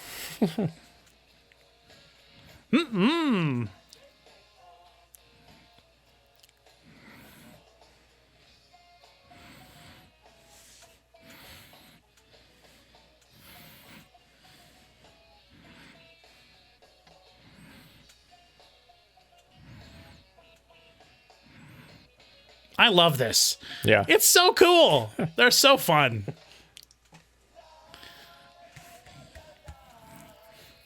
This one feels like it could have been a single. Yeah. Or it could have been a hit. Sure. I mean, I don't think you could, though, because American people would be like, well, you know, yeah. I don't know. No, we just like hearing our name. Yeah, that's true, too. They said America. It's about America. America. Yeah, they'll make this a campaign song for... Yes. Bill Clinton at the time, it would have been, That's right? yeah.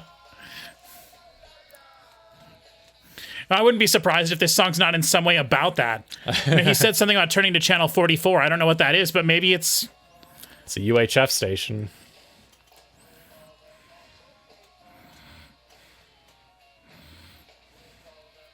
And again, just the crazy distortedness of that guitar. Yeah. It's like it doesn't belong in this song. But it totally fits with everything they've done so far on the album. Yeah.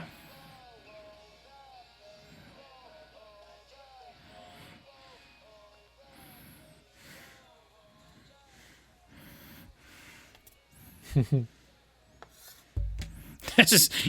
ain't looking good for you, Blur. I mean, we're on 13. That's a lot of tracks already. Yeah, yeah. So you're only at like 60% or something. 10% is too much.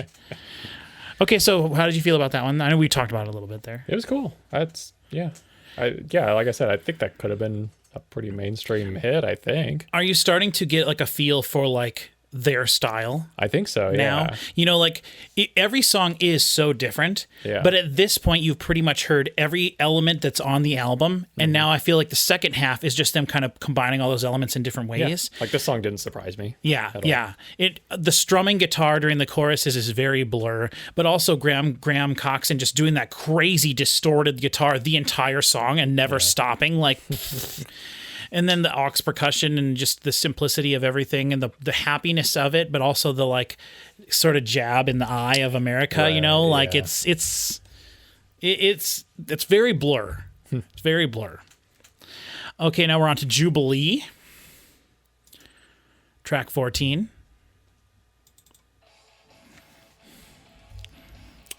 Whoa.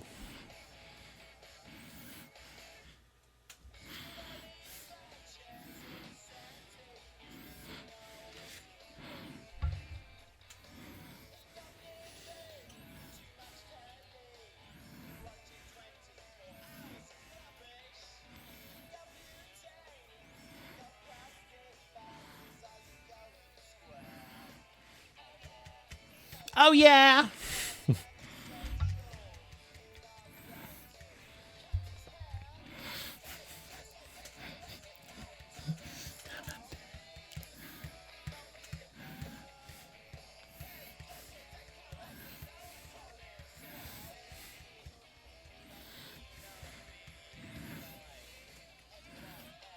Saxophone? Is that what that was? Yeah. The stupid sounds of a saxophone.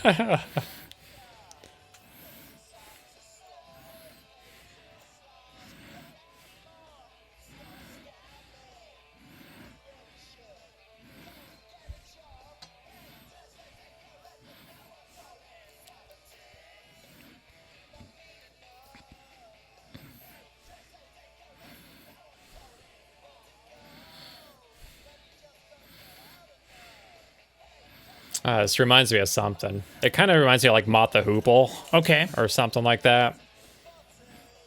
Want me to ask you something when this song's over? Okay.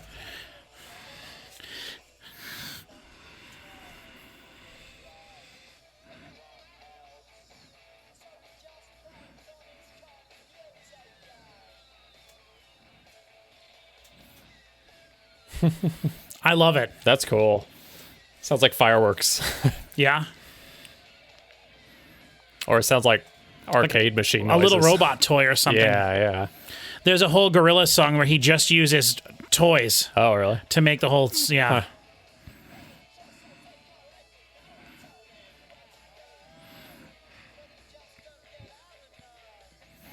Those saxophones, too, really present now.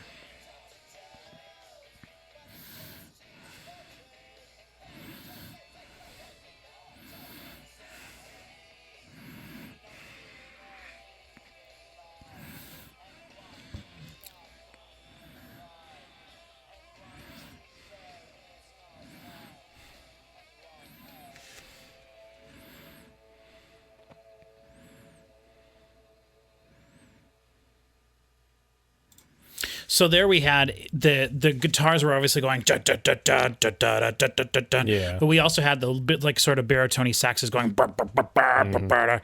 And that is what the saxophones did a lot on their next album. Okay. And that's one of the reasons I like it so much, because I don't like saxophones, but I like when baritone or lower register saxophones do that sort of like rhythmic thing. Yeah. And it's not sounding like something dying trying to do a jazz solo, which is just what I hate about saxophones.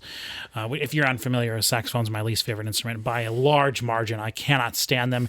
And I think that if there's a song that features a saxophone, the saxophone is pretty much ruined by that song. The entire Gary Newman album, I Assassin, which we should listen to. Oh my God, Gary Newman. I know you've. I was going to put a Gary Newman on my short list of singles. Yeah. Because I know that there's one you haven't heard that I like.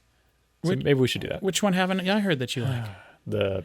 Music for Chameleons. Maybe you've heard it. Oh, I don't think I've heard that one. Okay. I know a lot of Gary Numan's music, Yeah. and if you listen to one of his albums from the last 20 years, you would not recognize it because it's metal. It's metal really? music now. Basically, That's awesome. It's very much like Depeche Mode Yeah. mixed with like metal. Yeah. Oh, yeah. His music now is very cool. But his music with the Trapezoids, though, his first few albums, so interesting to listen to. But his album I Assassin, it's the one with him in like sort of like a flashery raincoat from like the 80s. Yeah. Every song on there is so cool. Every single song features a saxophone solo. And then it you fades still out. think it's cool? No. Oh. Well, I what have do you the mean CD, it's so cool? but You said every song is cool. it is cool. It can still be cool, Okay. but I don't like it. It's just bad. It's just stupid saxophone ruins every song. Just like every Dwayne Eddy song. It's like Dwayne Eddy and a saxophone guy are the main players, and I just wish someone would shoot the saxophone player and let Dwayne Eddy do his like cool little guitar solos. But Yeah. Anyway, I guess I don't mind it. What were you going to ask? The thing I was going to ask was, I was reading online today about this album, and people were saying that there was another band that they compared this album to, and they think that Blur was really drawing from this other band. I've heard of the band, but I've never heard them before, and I'm curious if you know them. Okay. The Kinks. Yeah. Yeah, the Kinks, they have my favorite album of all time is a Kinks album. Really? They did a wide variety of stuff though. See, I was reading actually on I was curious what number they were on the Rolling Stones Top 500. And so I went to the which, by the way, that list is absolute baloney. Yeah. It's so stupid. Marvin Gaye is number 1. and then which What's Going On or whatever is number 1. And then is Sgt. Pepper's. Right. And then is a Bob Dylan album. But they revise it like every 5 years or 10 years or something. No, they've only done it 4 times, I think. They did it first in 2000. Well, but still, They how can you revised it in change the 2002. number 1 when it was this? Like If it was the same, these are all albums right. that were out. I know, but the thing is, 40 like, years ago. when I was reading online, I really rolled my eyes at it really hard. But the thing was that people felt that there wasn't enough representation on there. Okay. If an album's good, it doesn't matter what color of the skin of the people were that made the album, unless the people who made the list are racist. But that's so stupid. Right, and maybe that's what they're saying, but anyway, that's silly. But I can't speak to it. I don't know anything about Rolling Stone. But anyway, yeah. So Bob Dylan, one of the greatest albums of all time, a Bob Dylan album? Are you kidding would me? hate Bob Dylan so oh my! much. Yes, I would hate Bob Dylan. You do, yeah. But how could you think that Bob Dylan, some dumb Bob Dylan album, is better than some orchestral thing that had hundreds of people playing on it and is so musically complex and it's just Bob Dylan with a guitar?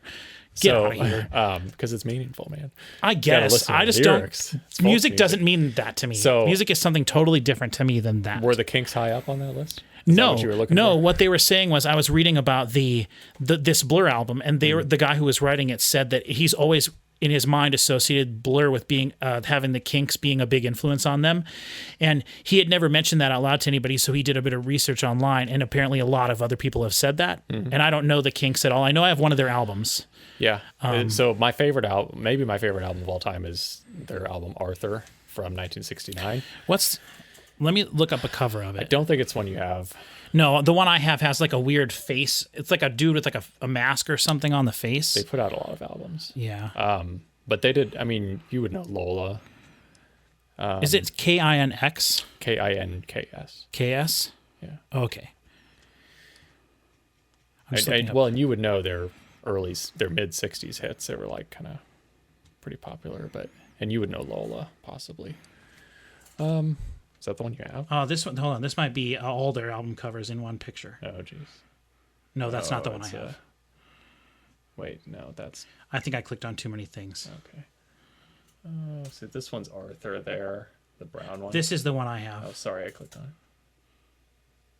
Oh, that's the one I have. I don't recognize a lot of these. They had a lot of albums, and they had hits into the 80s. So which one is Arthur? That's the brown. That one. That's your favorite album of all time, maybe. Possibly one of your top 5 for sure. It's kind of a concept album. That's really awesome. What do they? What would you? Do they sound? What do they sound? What's their song that I would know? Well, you would know Lola. How does that one go? I don't know. I only know the Weird Al parody lyrics. What's the Weird Al parody? I would know that. Yoda. Maybe. Oh, Yoda. I don't know that one. I can sing the whole. It's la la la la la la la la la. That doesn't sound familiar to me at all. Huh. Well, that's a good song. Maybe we should react to that. Yeah, we could maybe. Yeah, the Kinks are very good. They had a wide. I guess I'm not getting that. I mentioned, what did I say? Mott the Hoople. Yes, is what this you reminded did. me of. But I was specifically thinking of Mott the Hoople's song, "The Golden Age of Rock and Roll," I think. Okay. Which I think was written maybe by or for David Bowie, so it kind of sounds like a David Bowie song. And then when I started thinking that, like, this song sounded very much like a David Bowie song. Okay, which I don't know of any David Bowie really at all. I can't think of a specific song that it sounds like, but like I could see that being a David Bowie song. Okay. Like one of his 70s songs. Sure. But it doesn't matter. I'm not It's holding that different over 'cause their your heads. Metallica videos get views, like Yeah. strong views. I so think it's people like will watch this, though, if I can post it with the music. leading up to. Well, the that, new but just album, also too. like people like Blur. Yeah. You know, I don't think it's a I very did not strong know presence. that they did.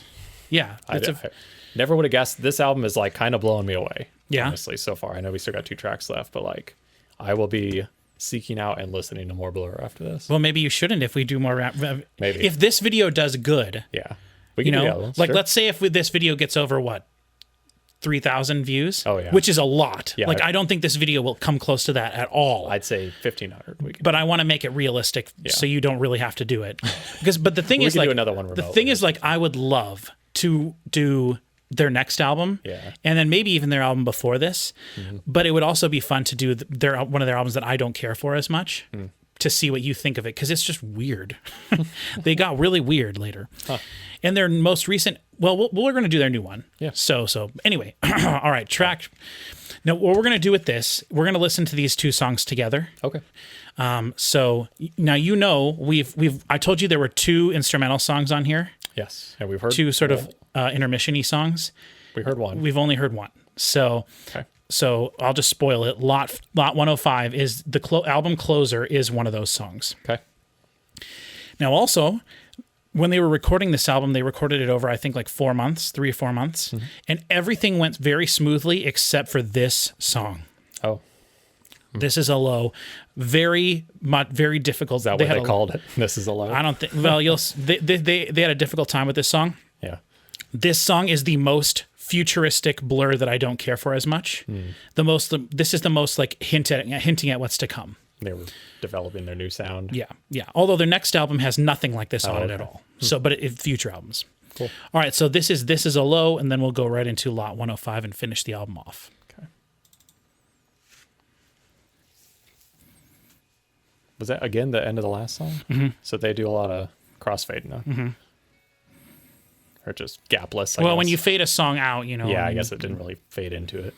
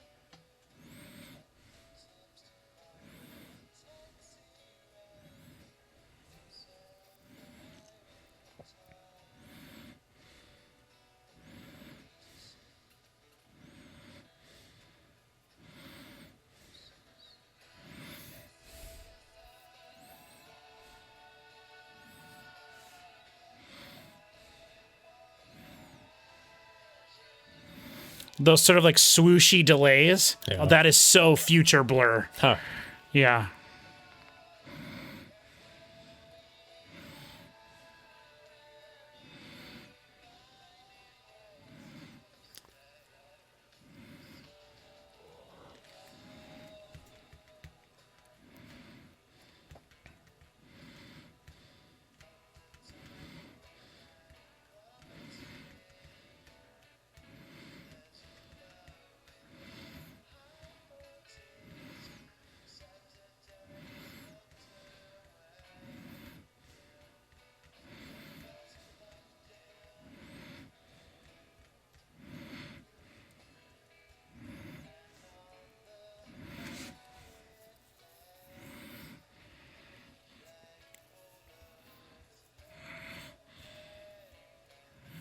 A lot more reverb on the vocals. The drums are way less present.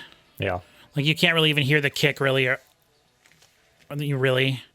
But they're playing softer. Yeah.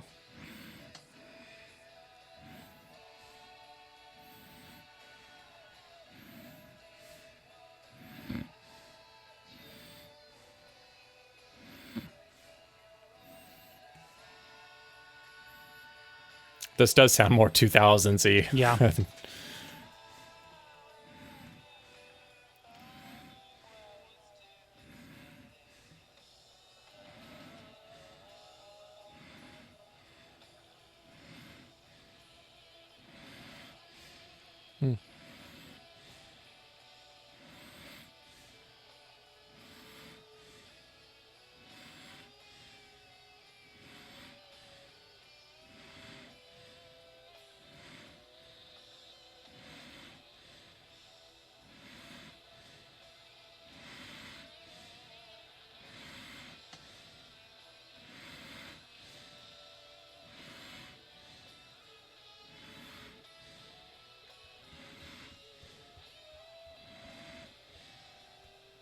Ooh, weird note there.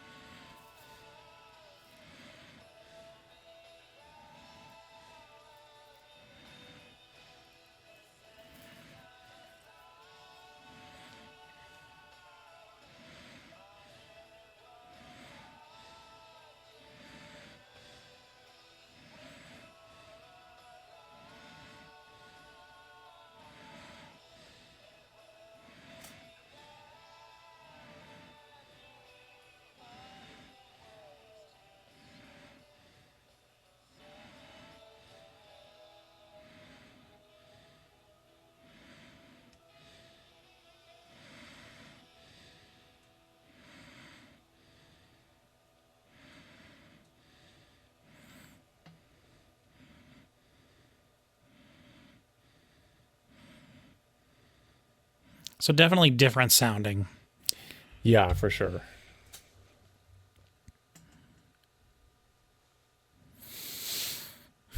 I don't particularly care for that track as much. No, me neither. It's got those emotional sort of vocals like End of a Century or To the End had, but Yeah. All right. Yeah, exiting to the lobby music. 100%. Thanks for listening to our album. 100%. This is great.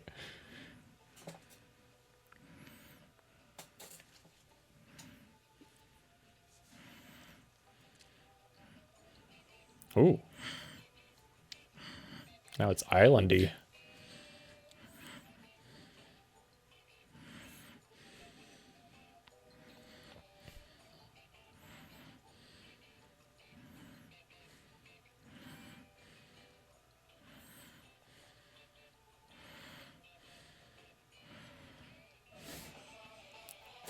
Oh.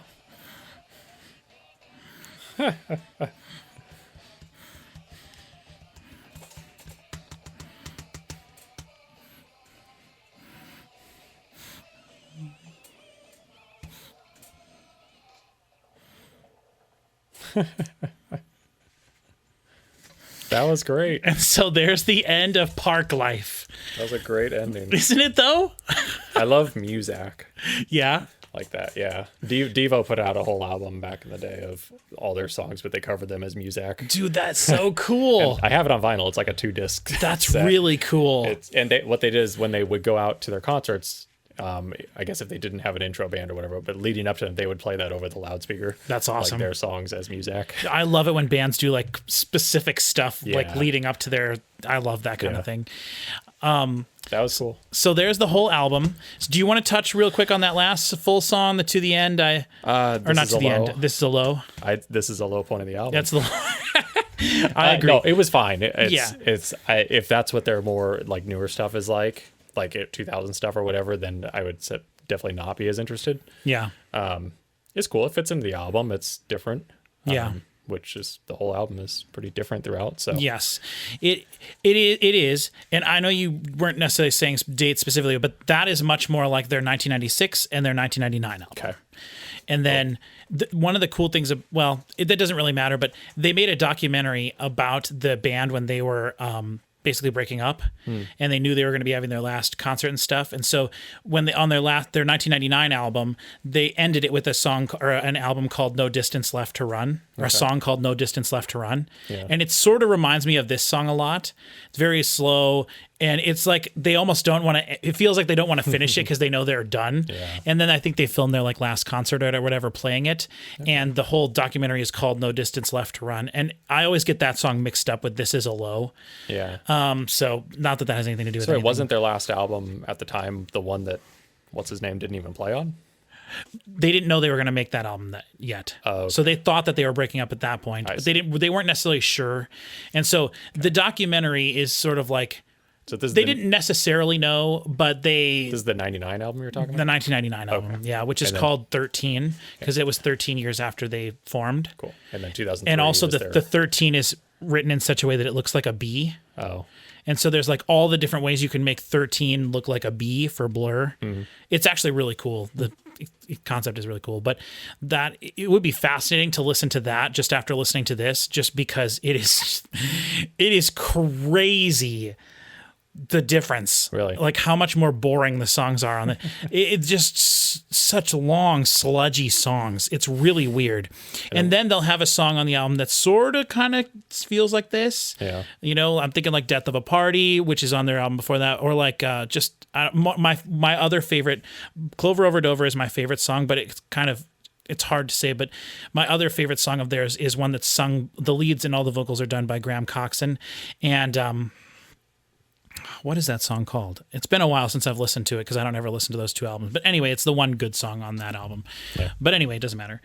So yeah, was what I said about this album correct? That like you really don't know what you're going to expect at any moment? Yeah, for sure. Although by the end, I mean, I could start to see like a cohesion at the end. Right. Right. The second half is a little less varied, I guess you would say. But maybe that's just because it's like, oh, this song's like this song, this song's kind of like this song. So they kind of go back to that, which you said it was split into two halves essentially. Yeah. Having that punk song in the middle is weird. The Far Out was a weird one. Yeah. It was really cool. This is really great. I'm gonna have to listen to this album again and maybe some of the other ones, but I won't. I'll hold off. You'll have to wait. I knew you were gonna like this. Yeah. Just because there's so many elements to this that I would think you would like. Like there are things like that to me that do feel very 80s, but also it does feel very 90s in a lot of ways too. And just like when you were showing me that Talking Heads thing, I was just like, man, this just kind of feels to me like a more straightforward sort of version of Blur. Yeah. But it wasn't straightforward though. There was like a weirdness and a wackiness to it. Right. Mostly with the vocals. Yeah. Whereas this is wacky, but I feel like it's only wacky for the first couple songs. And then after that, you get the way Damon sings. Yeah. And it just becomes part of it. Yeah, I like his vocals. You know, and I think to me at first I was thrown off by all the like specific mentions of people's names, like, you know, the Bill Barrett something on TV and Tracy Jacks. To me, it was just like it's all just British jargon that they're really throwing out. I mean that is really what it is. Yeah. And it's to me at first when I first started trying to get into Blur, I didn't really. That was a thing that it prevented me from liking it a lot. But then the more I got into them, and, you know, because I just bought their albums used over the course of years. So, like, this is probably the first one I would guess. And then I probably got... You got this at Hastings? No. Before Hastings, like in high school? No. Yes, because the first Blur album the first Gorillaz album came out in 2001. Oh, okay. So that would have been when I was researching it, and so I probably found this maybe at Homer's or some used So you went store. from Gorillas to Blur. Yeah. Okay. Yep. I bet a lot of people did. Probably. Considering how big the Gorillas I had were. known, of course, Song 2 before that. Yeah. And it's so funny because, and I've told this story before when I was talking about Damon Albarn, but I very distinctly remember being really pissed off at Walmart for having so many copies of Blur's 2003 album Think Tank, because I just hated the cover of it, which I'm talking about. Yeah, let's see. Is this the one with song 2? Or No, this is the one with Crazy Beat on it. okay. So I hated this cover. Cool cover. Yeah, I think it's awesome It's like now. pre-Banksy. Yeah. So I really disliked that at first. Yeah. And I remember seeing all the copies of it at Walmart and just rolling my eyes every time I saw it. Did you think it was pretentious? I just no, I didn't. I wouldn't have known even what pretension was at the time. You just were tired of seeing it? I just was tired of it. Okay. And I remember specifically hating it, like specifically hating Blur for that reason. Yeah. Now we're talking funny. 2003 when this came out. Yeah. So that's 2 years after the Gorillaz album. Right. Well, so then I started to get into Blur, and then I couldn't find this album anywhere. I couldn't find it anywhere. That's funny. And so the version that I have is the original 2003 version. I've got all the Blur single CDs upstairs. I didn't bring them down because I figured we got this. So we wanted to look at any of them. You can look at them for the next. We can do that. But like, look at speaking of pretentious, look at that album cover. Yeah. That's 13. Or is it a B or is it a 13? Oh, really clever. There's a 73. Oh, Blur on the back. Yeah. Cool. Yeah, but that their big song off of that one was "Tender," which is the first track. "Coffee and TV," that's the song I was trying to think of. "BLUREMI" is great. That's another sort of punky one. So is this one bad? Because No, I like that one a lot. But this is the one that doesn't have. Yes, it's way better than their two ones before that. See, this is the one that's song 2. Okay. I've seen this album cover. Yeah, that's their most famous. Makes sense. Yeah. So that one and this one, that one, and then this one in order. And to me, I like this album more than this one. Okay. This is my least favorite Blur album.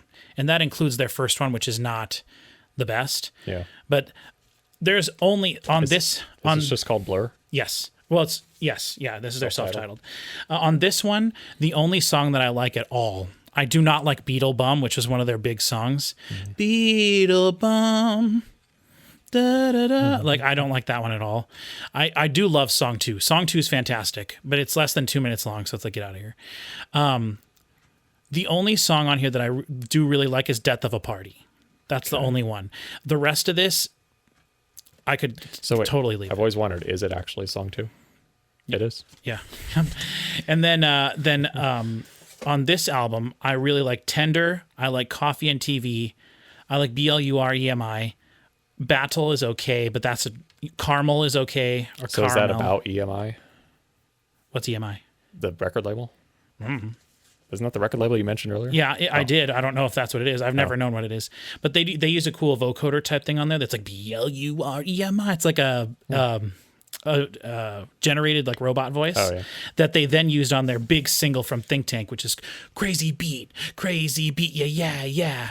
It's very much like Song 2. It's very much them capturing that essence again. I'm surprised the record label didn't make them come back. Like, make another song too. Yeah, well, they did it. I guess. So then while we're here, we'll just say this is the next album that that one is, I think, my favorite one overall, which is the one my poster is back here. Cool cover. Yes, I love that cover. Shark. Which the album we listened to, by the way, think Parklife. Yeah. It was one of only 12 albums that were picked a couple years ago to be put on stamps, British albums to be put on stamps. That's cool. Yeah, it's right next to a Oasis stamp. In England, like it's a huge album. Yeah. Modern Life is Rubbish, which one of the things I like about that is it's split into sections, the first 2 sections. Yeah. And there's a little intermission that I saw that I think is called Intermission. The track is called Intermission. That's such a cool song.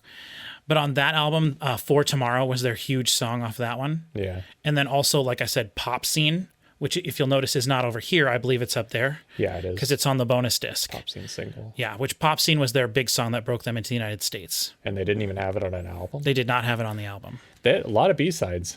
They must have made a lot of music for every one of these things. Yes, they did a lot. I'm surprised they didn't make like double albums. But the thing is, they stopped doing that in the mid-'90s because that became less of a thing. And then you might as well look at their first album, which is also pretty iconic cover. Oh, yeah, I have seen this, I think. Mm-hmm. That's the ones that are on there. Is Sunday Sunday on there? Or no, that's on Modern Life is Rubbish. Sunday Sunday and Chemical World. I mean, this has She's So High. Yeah, She's So High was their big song off there. And they had there was another one. Sorry, I just was go for it. What the Bang. Bang, there goes another day. Something, something, something, something. And there's no other way. There's no other way. All you can do and come and play. There's no other way. Anyway, that's Blur. That's your introduction to Blur. Very excited about it. It's great. I'm excited about the new album now. Yeah, and I really wish that we could listen to more of this stuff leading up to it, but there's just not enough time. It's okay. And I wish you could hear the Gorillaz too now, because that I really think you would love. I know you didn't necessarily hear, you've heard parts of it, but the album that Feel Good Inc. is on, their second album, Demon Days. Yeah. A lot of people in the music industry consider that to be like a masterpiece album. And I don't know if most people wouldn't say that about their first one. Okay. In my opinion, their first one is their best album by far. Yeah. But it really speaks to me on more personal level. But their second album is much more, I feel like music people would like it a lot more. So, but anyway, that's Parklife. Do you feel that it's a little too British, or just No. the right amount of British? Something cannot be too British for Can't me. be too British. I really like Chumbawamba. I don't mind the Britishness of Oasis. Yeah. And you like a lot of British bands. Yeah, like a British accent in a song, no matter how thick, will not bother me. Yeah. So really cool. I had no idea that they were that British. Yeah. I didn't know what to expect. Yeah. Well, if you didn't even know Damon Albarn was a part of it and his history of everything. No, I've never heard. I still can't remember his name. I know. And again, I don't want to go into his history, but he wrote a whole opera too that's called like Monkey. So he's got that. I have that album disc. He was in another band called The Good, the Bad, and the Queen. I have the deluxe edition of that album. He's done so many. He does things with a lot of like African music. So he has like a whole album of African music, and he produces and helps all sorts of different artists from around the world. He has they have a Gorillaz song that has like this, it's like a 7-minute song. It features like sitar from like the most famous sitar Japanese player or whatever. Like cool. He does all sorts of stuff like that. He's just a really fascinating guy. Awesome. And then in the last 10 years, he's really just not done anything that appeals to me at all. So are you like have high hopes for the new Blur album? No. Or? No? Was the last one didn't impress you? It was good, but it was a continuation of what they were doing in like 1999. And I didn't care for that album as much. So we'll see. I have not heard a peep of this new one. It'll be the first time we listen to something that we both haven't heard. Yeah, so it will be. Very excited about that. All right. Thank you very much, everyone, for watching. I've said at the beginning, I think a few things that I have on my channel, so feel free to go look up those things. Cody and I have also recorded just today already some reaction to a band that isn't a very big band that I found earlier this year called Lies. And then he played for me the Laura Branigan. We listened to 3 different Laura Branigan songs. Branigan songs. That was really fun. Yeah. And then we still have a few other things we're going to record. We're having some fun. And so, yeah, thanks for checking out my channel. Look for all those other things upcoming. And we'll see you when the new Blur album comes out at the end of July of this year. 2020 it's either the 21st or the 28th. I can't remember. All right. Thank you very much. See you next time.